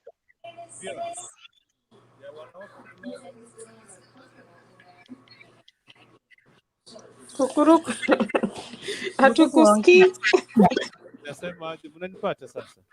Kidogo tunapata na mbali. Sasa mmenipata? Uko na hiyo condom ya wanawake tuona hapo. Eti? Mmenipata? Uliza. Tunapata. Yes, nauliza hata vion. Yes. Uko na hiyo condom ya wanawake hapo tuona hapa. Ndio daktari atu. Sina hapa lakini nikitoka nje maybe next time nitawaletea mkaone. Maybe kama mtako online kesho. Lakini ziko. Huku hizi ziko free. Ukienda kwa store, ukienda kwa chooni unapata kaa tumewekewa, wanawake wamewekewa zao.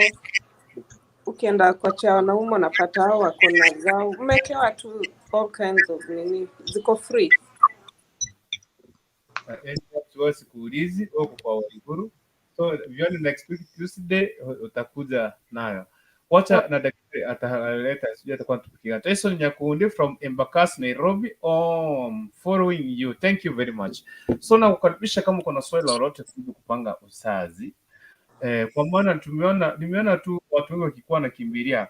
Unajua more especially wanafunzi students kama students and college students wanapenda sana kutumia hizi. Hata ukisoma watu wa chemist, watu wana consume hizi P2 ni wanafunzi wengi sana. Sijalipia jina lakini hao watu wengi wanazitumia. Na nisikia kama ziko aina mbili, kuna yenye unanunua na 200 na kuna yenye unanunua na 100.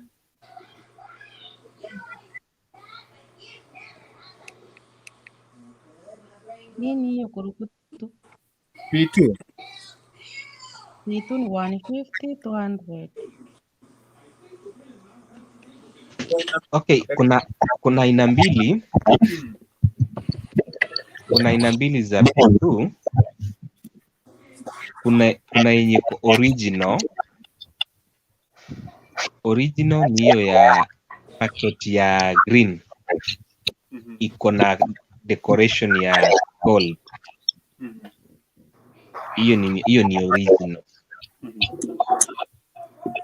Hiyo iko quality. Ukisikia original means quality. Na kuna ingine hako kadogo tu, ni variety, tuko variety. Kwa shilingi 100. Hiyo quality iko chini, ni substandard but they work as the original. Tunaziita generic. So as in a difference, the difference is your money.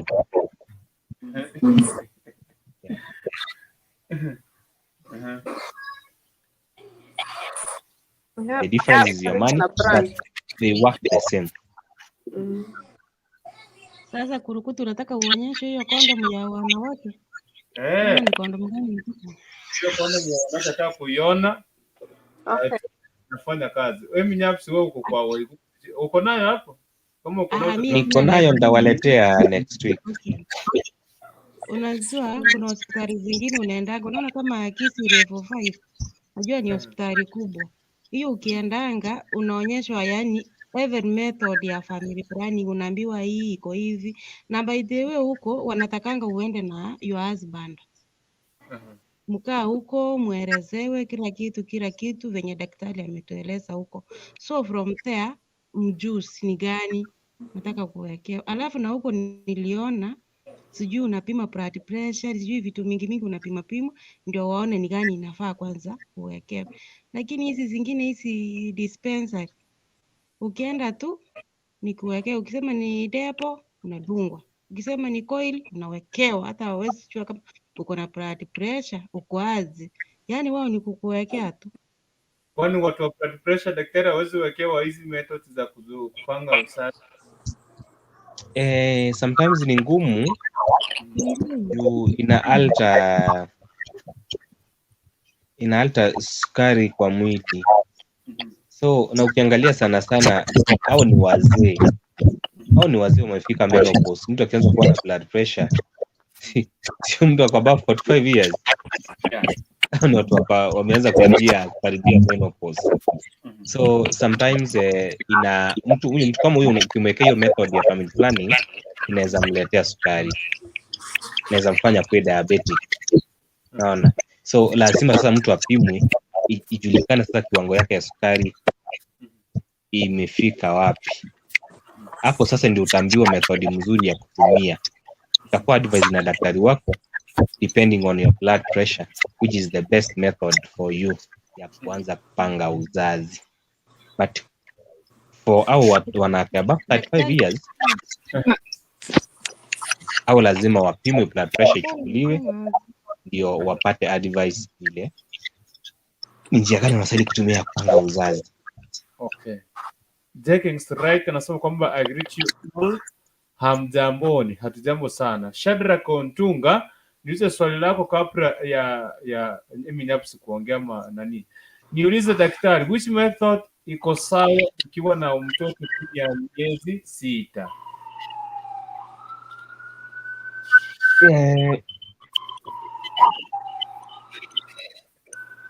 Hapo kuna methodi mingi sana ziko sawa, but mtu kama huyu lazima angalie kwa vile tumesema, but after kishaangaliwa pati iko sawa, anaweza tumia depo, anaweza tumia implant, anaweza tumia hizi pills na kunaweza kwa 28 days. Yeah, ina depend vile mwili yake itareact na hizi methods za family planning. Kumbuka family planning has nothing to do with the kid. Haina any effect on the mother at all.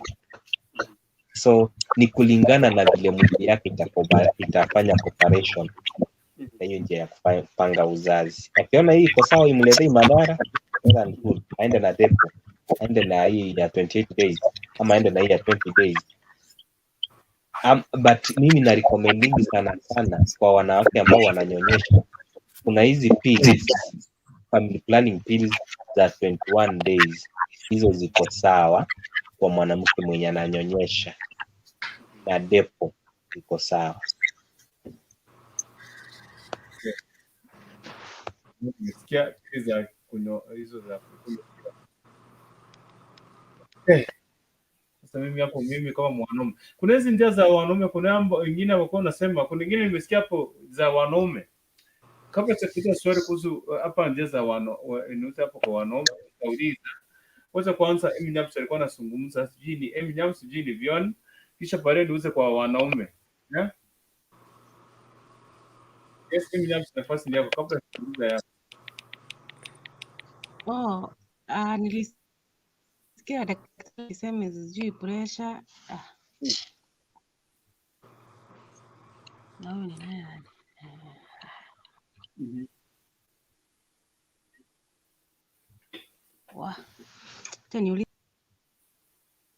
Wanauliza wakienda. Wewe Vione, mnakuwa mnaacha daktari pekee hapa. Tuko katika swala la upangaji uzazi, kupanga uzazi. Kama kuna swali la kuweza kuuliza daktari, kwa maana kuna mbinu ambazo amezingatia. Kuna mbinu ambazo ameongelelea hapa kuhusu kupanga uzazi kama 10 tu hivi, ameshazungumzia kama 10. So daktari, hii ya wanaume nadhani nizungumzia njia moja ya wanaume, na kuna wengine hapo nilikuwa nasikia kitabu, mwanaume anatolewa kabisa, hawezi zalisha. Anasema kwamba sasa nilikuwa nataka nimezaa watoto, nimetosheka, au watiale enough, au watatu ni enough, nitawalea. Anaenda natolewa kabisa. All of a sudden watoto wanakufa wote, anabaki zero, anashindwa tena, sijui aende aombe aanze vizuri. I don't know. Hebu zungumzie hata sijui inaitwa aje kwa maana stage jaribu. Nilizungumzia inaitwa male sterilization ama vasectomy. Hii kuna ile mizizi, kuna tubes, acha nitumie tena tubes. Kuna tubes huwa ubeba sperms, inatoa during spermatogenesis. Spermatogenesis ni process ya kutengeneza sperms kwa mwanaume. Na kuna tubes zinaitwa seminiferous tubes kwa mwanaume. Acha nitumie tu jina tubes na array in language. Hizi tubes ndio ubeba sperms, ndio ikuje kutolewa ifanye fertilization. Sasa madaktari huwa wanakata hii tube ambayo hubeba sperms. So ukikatwa hii tube inafungwa, inakuwa block permanently. So huyu mtu haezi shalisha tena. But kwa process unapata huyu mtu kama ni erection unafanya nini? iko sawa. Huyu mtu akona feelings, anaweza ejaculate, but akifanya ejaculation hakuna sperms zinatoka. Kitu peke yake inatoka ni semen. Semen ni zile vitu zenye unaona zina white zinatoka za kwanza, naona, during sexual intercourse before the main sperm itoke. Na kazi ya semen ni kuosha njia ya mwanaume kwanza, ndio sperm isipatane na obstacles, isipatane na hindrance kwa njia, isipatane na vitu yenye inaweza iua, isiuliwe. So ukishakatwa ama hizo tubes zikishablokiwa, I won't need it tebe. Huwezi shalisha. Yes. So unabaki tu kwa hivyo. But very few men go to this procedure. Ni wachache sana. Men, they fear family planning method. Hiyo ni kazi ya wanawake. Yes. Unajua kitu iko ni bana. Hey. I don't know, wanaume, Zekins right. Tyson Nyakundi, Shadra Kontunga, PPC Kenya Entertainment. Huyu anaitwa Pete Poisani. Wanaume mbona mnaogopa family planning? Wanda pale wewe kisha useme wote leo nisaidie mke wangu. Nikawapatiwa hii. Mbona unakatanga? Anyway, tu katika family katika healthy matters, healthy challenge, afya yetu, tuweza kushukua mambo mawili matatu. Unajua tuko privileged kukuwa na daktari papa hapa. Sijui kama uko na swali, unajua watu wako na swali waweza kuuliza. Swali lolote lile unataka kuuliza daktari. Unajua njoo hapa in the next 3 minutes namweka hapa. So hizo dakika 10 ziingie in the next 3 minutes, ikionga saa 6 dakika 10 tutamwachia aende kupumzika. Kwa maana ametoka kazi na kaingia papa hapa direct kuweza kuzungumza na sisi. Okay? So in the house ni mimi papa hapa, Dennis Nyaputo aka Kurutu Kukurikuntu, majina yangu hayo. Tunashirikiana moja kwa moja, one on one. Yemo na Dr. Beck Mohamed ndani ya nyumba katika leo kuhusu family planning.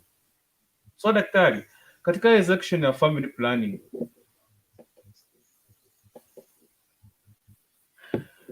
katika section ya family planning, kuna siku walikuwa wanasema kwamba waweze kufanyia wanafunzi miaka ya hapa nyuma nisikia kitu kama hiyo. Serikali ilikuwa inataka kuanza kuintroduce hii family planning kwa wanafunzi kuanzia high school kuendelea.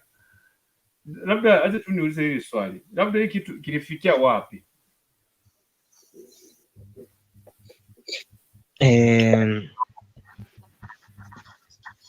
Njia siku hizi ukiangalia adolescents kwa teenagers inaweza anza as mtoto akifika 10 years. Siku hizi hata ukiangalia mtoto akiwa na class 8 msichana, kama network yangu ilipotea kidogo, yes, anza vizuri. Teenagers adolescents hata inakimbiza hata watoto wakiwa class 6 7 8. Unapata mtoto amejua mambo mengi sana. So ni kama sasa ile miaka tulikuwa tunasema ya adult imepunguka kidogo. Saa hii unapata mtoto hata wa 13 years knows vitu vingi kuliko mtu mkubwa. Mimi nakumbuka miaka yangu nilianza kujua mambo na wanawake nikijoin college first year, ndio nilianza kujua mwanamke anafanya nini.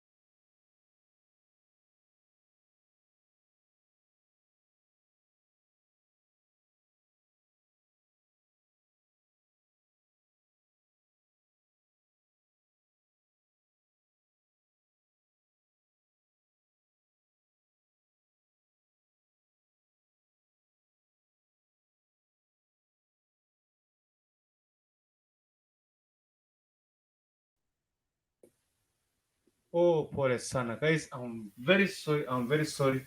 Network imenitupa nje. Daktari, tafadhali daktari, naomba ukaweze kurudi. Si kwa kupenda kwangu, ni network imekuacha hapa, nikaona pia umenyamaza, but naomba tu daktari, come back, I'm here, I've come back. Network ilikuwa imenitupa nje. Doris, tatu asema kwamba kwani kipindi ndio kimesha? Bado kipindi hakijaisha. Tulikuwa na daktari hapa kuzungumzia kuhusu njia za kupanga uzazi. Kuna zile ambazo tumezungumzia na kuna zingine ni hatari sana. Okay, anaitwa thank you very much Consolata. I see you in the house. Karibu sana Consolata. Jambo. Mimi nilikuwa ninafikiria show imeisha kwa maana ninaona niko hapa hakuna sauti.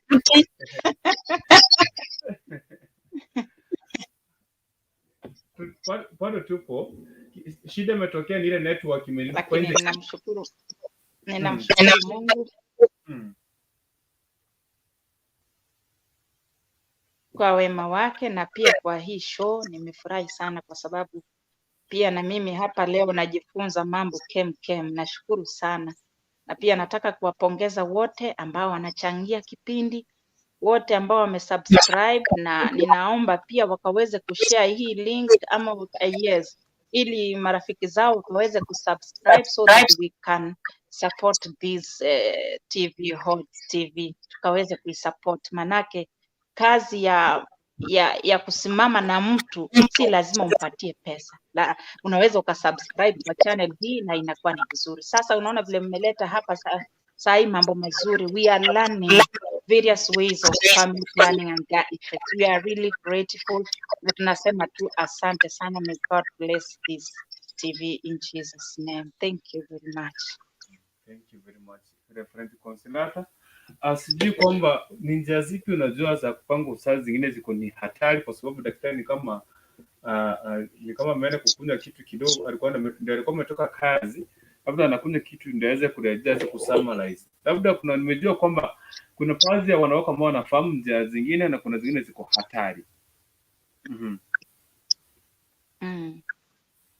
Kusema kweli, upande wa kupanga uzazi tukisema ni hata sijui vile zinaitwa saa zingine, manake nasikiaga watu wakisema kuna sijui ndio nor plant yenye unawekewa kutoka kwa sijui ni kwa nini, kwa sehemu za siri, na kuna nyingine unawekewa kwa mkono, na kuna nyingine unadungwa shindano yenye na last for 3 months ama sijui inakuaga ni 2 months. Mimi zile vitu zote ninaona ni hatari sana. The only way you can do family planning yenye haina effect na iko sawa kabisa, it is through either using condom. Hiyo ndio iko perfect kabisa. Ama muende kwa daktari, wewe na mume wako, muonyeshe jinsi ya kuskip sex wakati mko katika zile nyakati hatari za kupata mtoto. Mnaenda kwa daktari, daktari anawaonyesha jinsi ya kuhesabu those days, na mwanaume pia ajicommit. Isifike kwamba siku hiyo anajua kwa kalenda kabisa hii date na hii date ni date yenye asifai kufanya, na yeye naye ndiye anakuinukia. So it is better mtu anakuwa na ile awareness. So mkienda kwa daktari na daktari anawaelekeza, anawasaidia. I think that one is the best, ambayo haina hata side effect. Unaona? So hiyo ya kuhesabu masiku ama kutumia condom, for me naona it is the safest. Kuna wanaume wengine anasema hiyo ulikuja kwangu hapa, lazima utie. So I don't know. Daktari, karibu sana. Network ilikuwa imenisikia. Karibu sana daktari. Yeah. Ni kweli kuna wanaume wengine wako namna hiyo, lakini sasa unajua hii ni makubaliano ya kati ya wewe na mume wako. Kuna wale ambao wako primitive, they don't understand, lakini kuna wengine wale wenye wako na awareness of these things, kwa sababu hata ukinilazimisha basi nidungwe hayo mashindano. Nikishadungwa mashindano, umesikia mwingine pala anasema alijaribu kuwekewa ikawa inamnonesha sana na inamharibia mood, hataki hiyo kitu. Sasa kati ya yule mwenye anatumia condom na wewe kuna tofauti gani? Maana siku zote utakuwa unanyimwa, anakukazia kwa maana hataki, anachukia hiyo kitu kabisa. Faida iko wapi sasa? Unaona? Kwa hivyo ni maelewano kati ya hawa couples. Wakishaelewana wanaenda kwa daktari, basi daktari anawaonyesha jinsi ya kufanya hiyo masiku, ama wawe wanachukua zile mipira basi. Na pia tena kama mwanaume hataki kuvaa mpira, mwanamke anaweza akavaa mpira, kwa sababu pia kuna mipira za wanawake. Kama mwanaume hataki kuvaa yeye, mwanamke wacha avae mpira, which is good. Lakini historia ya kudungwa shindano ama sijui kuwekewa sijui ndio foil, no. By the way, I have a friend of mine aliwekewa ile ninyo ya mkono ya 5 years. Hata alipofika mwaka wa 3 alikuwa na mimba, tena mimba ya mapacha, alizaa watoto. Hao watoto juzi wamemaliza university. Hiyo ni nini sasa?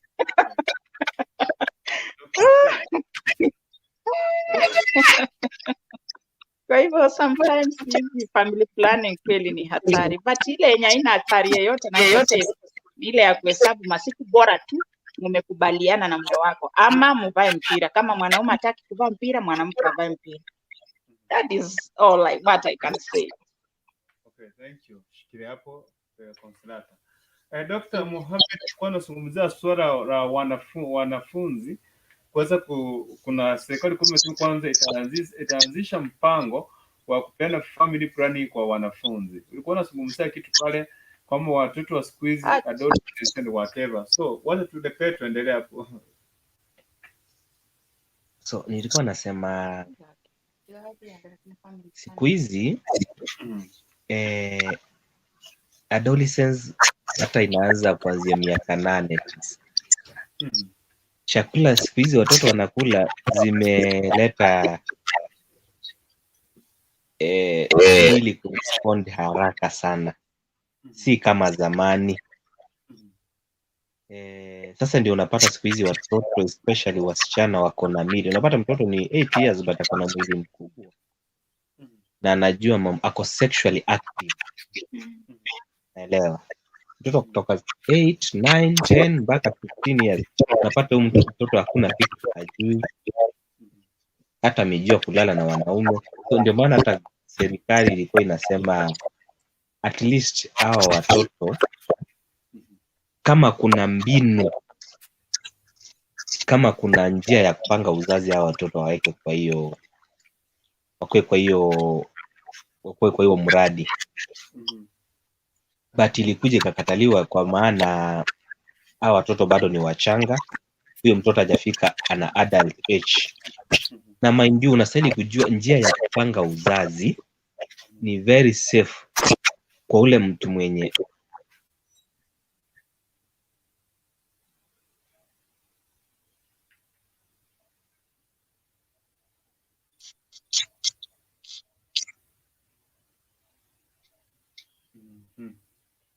kama anarejea pale nje. Yes, daktari. Okay. Karibu sana, kama kuna swali lolote kuhusu hapa na daktari. Nimeonga dakika 22 baada ya saa 6 Afrika Mashariki ni alfajiri. Daktari, sijui kama umekwama ama unazungumza na mtu pale nyuma ya tent. Kama daktari, naomba kaza pia kujiandaa, kuna swali lingine hapa. Wanasema kwamba mtu akitumia mpira sana kuna side effect pia. I don't know kama daktari, sijui kama umekwama na network imemkwamisha pale. Akikuja atatuambia network ni kama imemzurutisha pale. Ndio network tu anaelezea. Kuna hii baadhi ya na mimi pia nilikuwa na suggestion pale. Umesema daktari alikuwa amesema kwamba watoto wa shule pia wakuwe introduced kwa family planning. Mimi kwa kweli jambo hilo siwezi kukubaliana nalo kabisa, kwa sababu watoto wale ni wadogo na bado hawajawahi kuzaa. Wanaweza wakatumia zile family planning na zireact na kizazi chao, alafu baadaye mtoto akishafika sehemu amepata ndoa, ikuwe sasa ni ngumu, hawezi akapata mtoto tena, kwa sababu ile family planning ilienda ikaharibu kizazi chake ama ikapoesha kizazi chake. Kwa hivyo kwa kweli mimi hilo swala la kusema ati wa introduce family planning kwa mashule, that one is very wrong.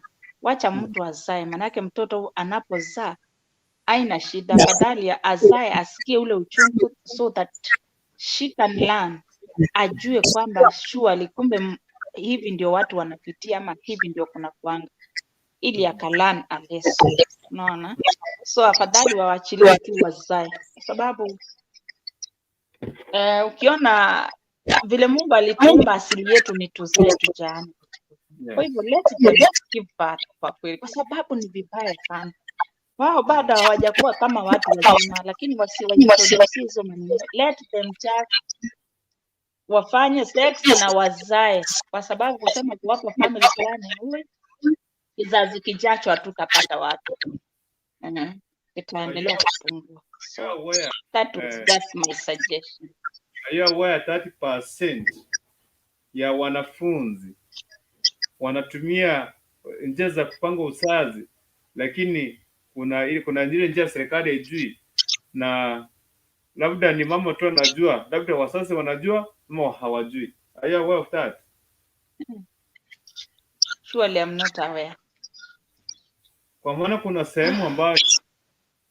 kuna sehemu nimeona kwanza nijaribu kuleta hiyo nasa ambayo amefungua kliniki somewhere, nimuulize pale amefungua kliniki Ushago, wana ngapi umeshughulikia katika njia za kupanga uzazi tangia ukuze hapa? Anakuambia Nyarebe nilimfanyia, Nyarebe ni mtu fulani nilimfanyia, nilimfanyia mtu fulani nilimfanyia.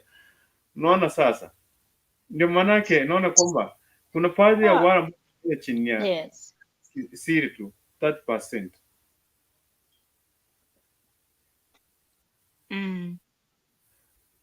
Yeah. Then surely it is really hard.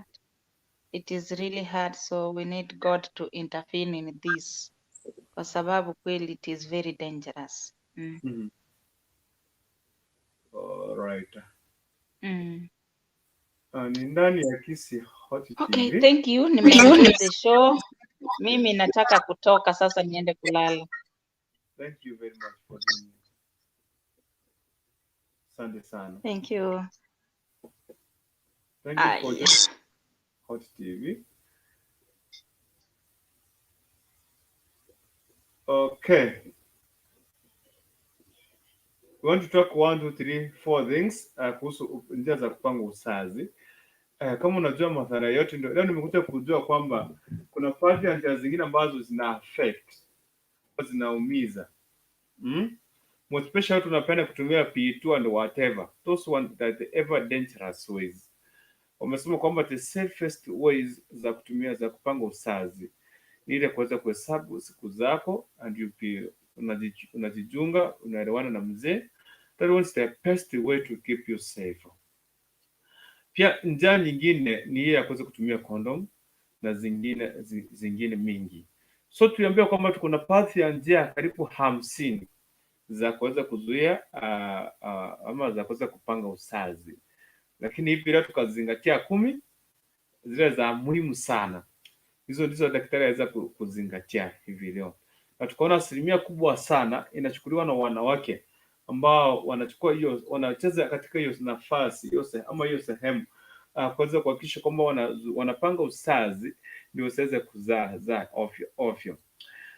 Tukianza show nilikwambia kwamba kuna path ya watu ambao of course Biblia inasema kwamba tuzaane na tuzae kwa hii dunia, lakini sasa kuna baadhi ya watu wenyewe unaelewa kwamba sina pesa, sina chakula, I don't have anything in my pocket, maybe just raise 2 children, they are enough for me. I want to struggle ku raise. And get somebody anataka watoto tu, yaani kuna watoto 10 wanashindana tu, yani miezi, after 1 year, after every year you are giving birth, every year you are giving birth. So I don't know, you don't have anything in the house, hamna kitu chochote uko nacho kwa nyumba. What should you give that birth?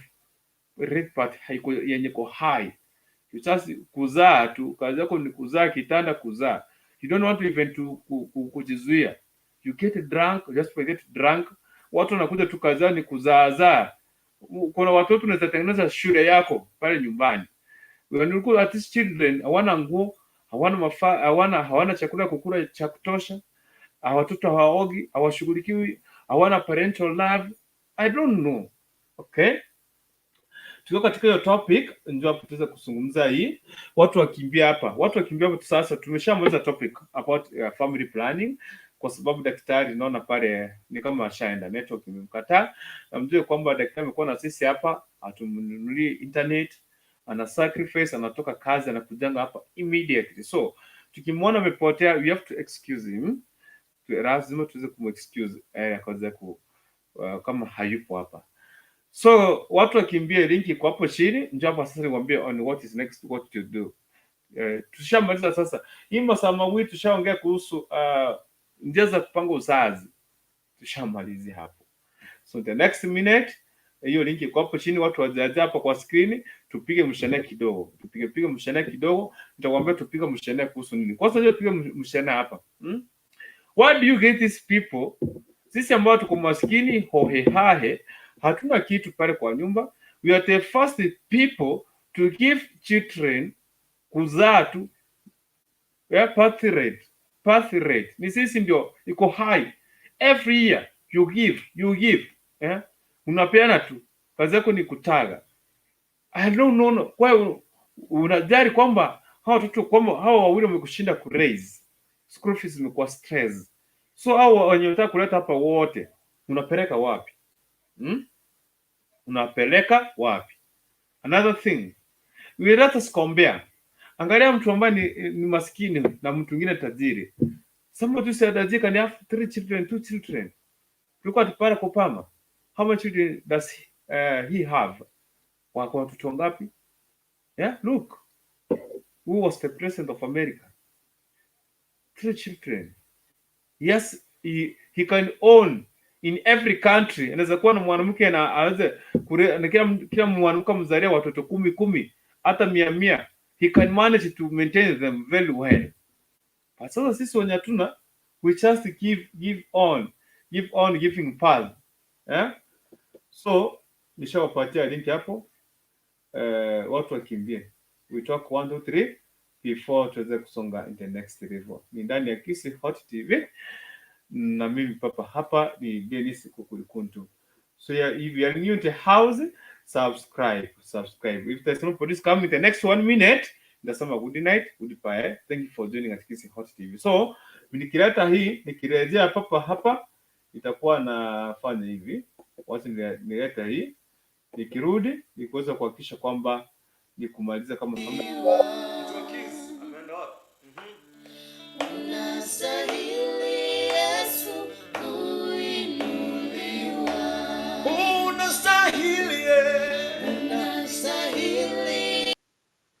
Elizabeth, kumaliza kila kitu utaingia.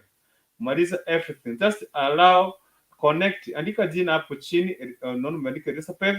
Fungua microphone, click hapo kwa microphone, nimefungwa na mstari ya red. Guza hapo, hiyo kamera guza hapo, iweze kuallow uweze kuingia. Kama kuja njoo vizuri. Elizabeth, nimekuona njoo vizuri tena. Elizabeth, come njoo tena. Ukiingia hakikisha microphone and camera allow Chrome to access everything. Ukifika hapo chini ukiandika jina, ukienter ingia tu kwa studio hapo chini tu. Mic, yes, hapo chini hapo mute. Mali kuna hapo chini kwa stop mute, stop cam hapo chini. Uze kama imefungwa na mstari, uza hapo chini. Itakuwa imekuruhusu. Kwa maana nimekuona hapa Elizabeth Bosibori, devices not connected. Nimekuona hapa.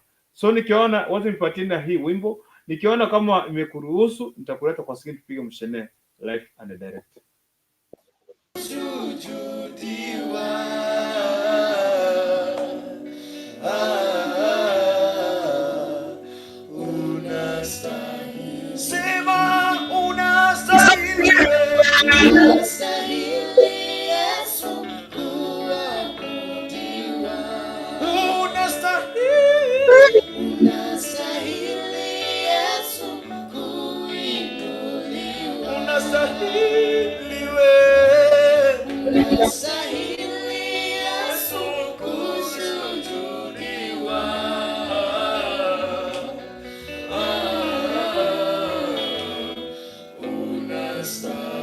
Sema tena unastahili wewe.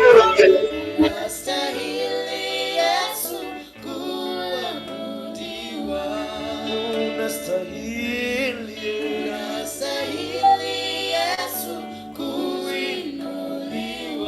Unastahili Yesu kusujudiwa.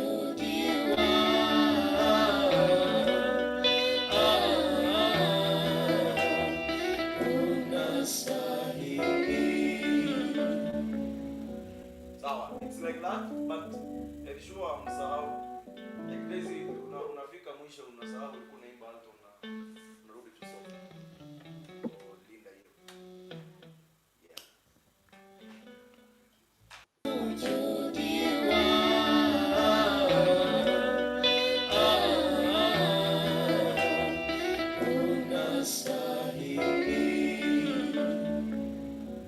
Sawa, it's like that, but sure msahau.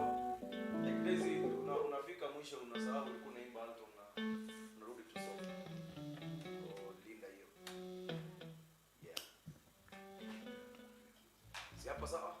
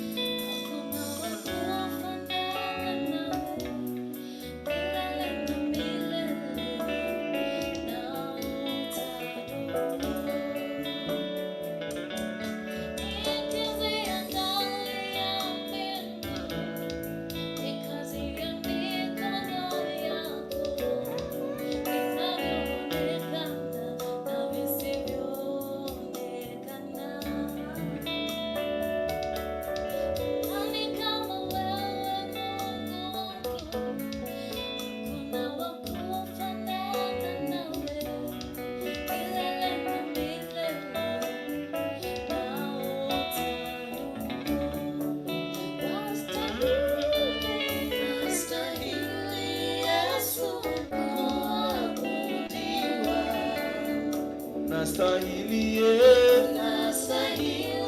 Yesu kuinuliwa, unastahili Yesu kusujudiwa.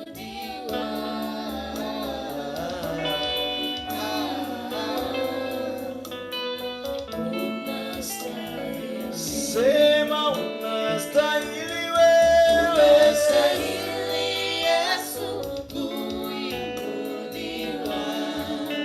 unastahili Yesu kuinuliwa, unastahili Yesu kusujudiwa.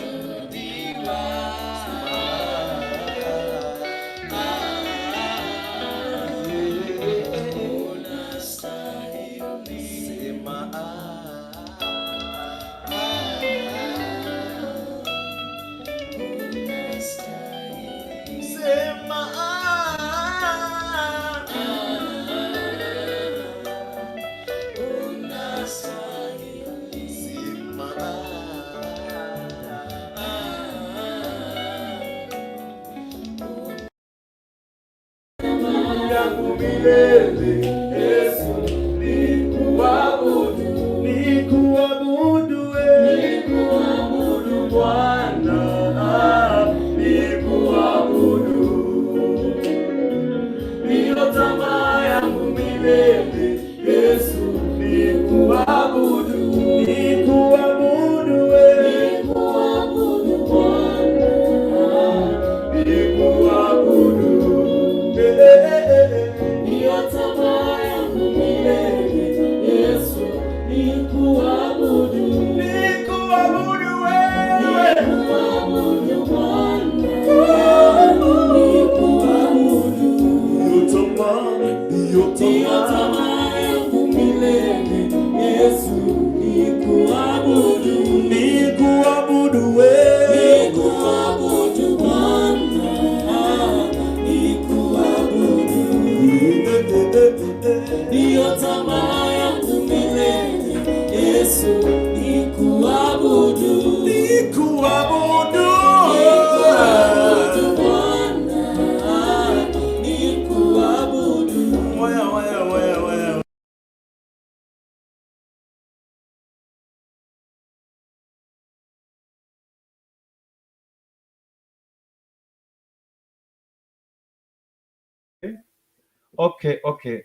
Okay. Hawa wanaitwa African Melodies Band.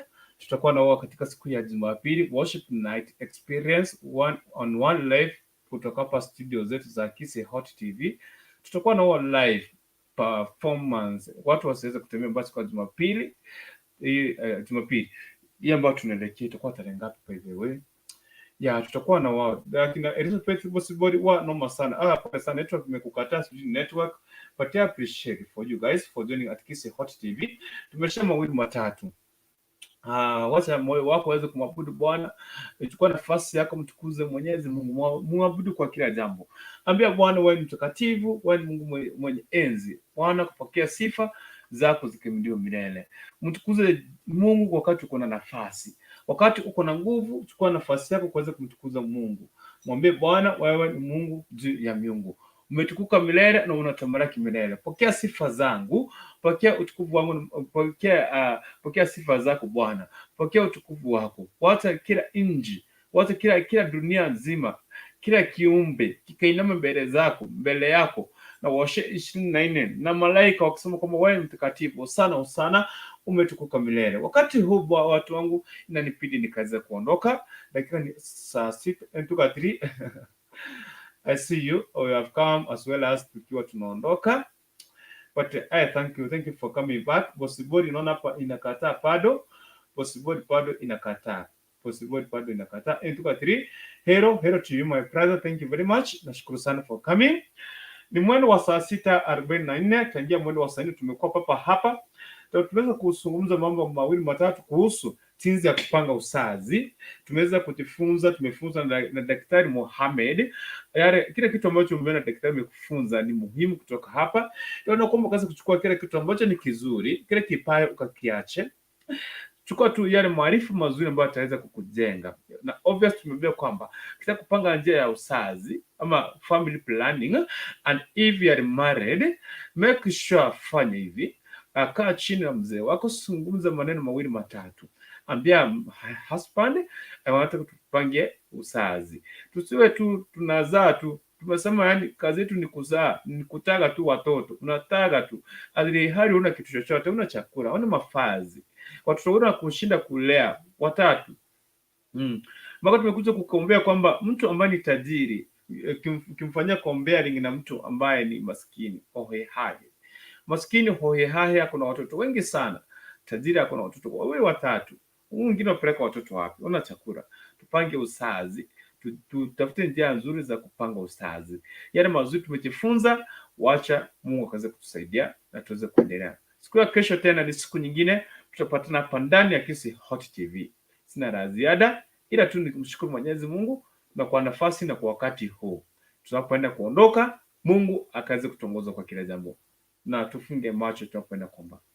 Mtakatifu uishi milele. Pokea sifa, utukufu na mamlaka. Bwana umetamalaki milele. Utapakia kuwa Mungu, utapakia kuitwa Mungu. Asante kwa sababu ya siku hii ya leo. Asante kwa sababu ya kibali na neema ushatupatia Bwana. Tumejifunza mambo mawili matatu kuhusu jinsi ambavyo watu wanaweza kupanga uzazi na njia ambazo zinafaa na zina mwafaka. Bwana, kile ambacho tumeelimishwa hapa, tunaomba kaze kutongoza, kaze kutusaidia Bwana. Mara ambapo tulizungumza vibaya, labda tukakosea wenzetu, tukaudhi wenzetu, labda tukakukosea wewe Mwenyezi Mungu, tuomba msamaha, kutusamee Bwana. Najua kama sasa hivi wengine ni usiku, wengine ni mchana. Ila tu tunaomba kibali kutoka kwako na neema na fadhili kutoka kwako Bwana. Kaachile malaika wako kaweza kutuzingira, kaweza kutongoza. Kuna wapazi wengine ambao ni wagonjwa hospitali tuombea, wengine wako nyumbani ni wagonjwa. Pia watu tuwakumbuka Bwana. Wengine kuna shida mbalimbali bado tunawaombea Bwana Mungu. Wakumbuke kama ni Mungu uliyetuumba sisi wote. Asante kwa wakati huu. Asante kwa nafasi hii. Pia tuombee nchi yetu. Pia tuombee wana Kisi Hot TV, mashabiki wote. Tunawaombea Bwana. Mada ambapo inaonekana kwamba hakuna njia, tengeneza njia. Mada ambapo watu wameonekana kukosa na tumaini, leta tumaini Bwana. Wewe ndio tegemeo letu. Hatuko tunategemea binadamu. Ili hali wewe Mungu ndio tegemeo. Tutakutegemea hadi milele, hadi siku za mwisho. Pokea sifa, utukufu na mamlaka kwa maana wewe ni mtakatifu. Na ni katika jina la Yesu tuomba na kuamini. Amen and amen and amen. Amen and amen. Watu waseme amen and amen. Akina Elizabeth ntuka 3, Doris 3, naitwa Shadrack Ontuga, Jack Mr. Right.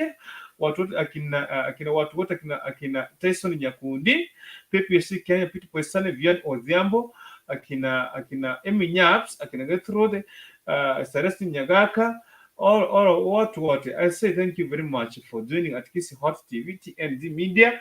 Watu wote nashukuru sana. Nani my dear sister Elizabeth, naona nimekataa pia umekuja lakini nimekataa.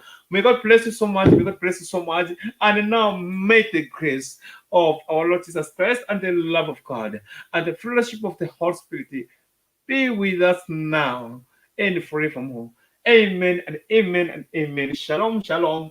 Wacha tupate hawa wana African Melodies watumalizie wakimoja tu, tutakuwa nafunga studio. Tutakia kila laheri. Tena hivi leo jioni tutapatana hapa Wednesday.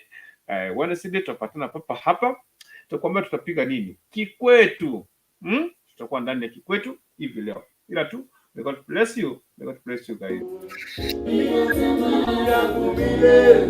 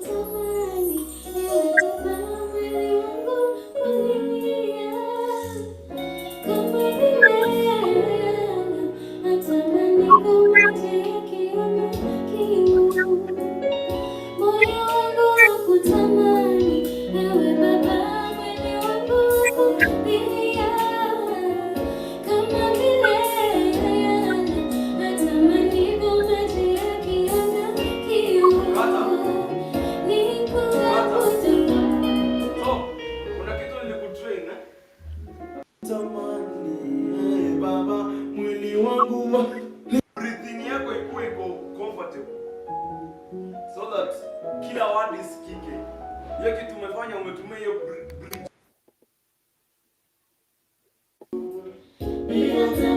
Yangu milele Yesu, nikuabudu Bwana, nikuabudu. Mlienda nao hata kutembea, mlienda nao unaonana nao, unaonana nao, walikuacha ukiwa down, walikuacha ukilia, hao walikuacha ukizubaa. Ipanguza machozi usilie, you gonna make it.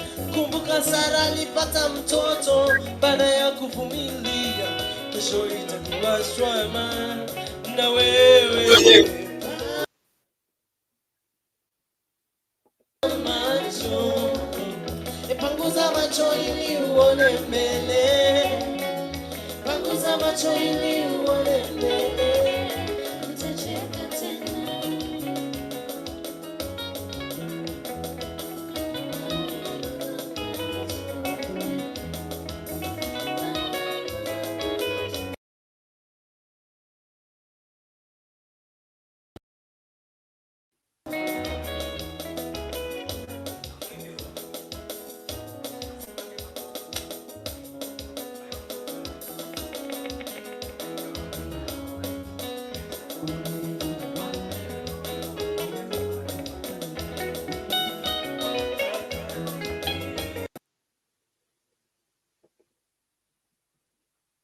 Mlikula nao, mlienda nao hata kutembea, mlienda nao unaonana nao.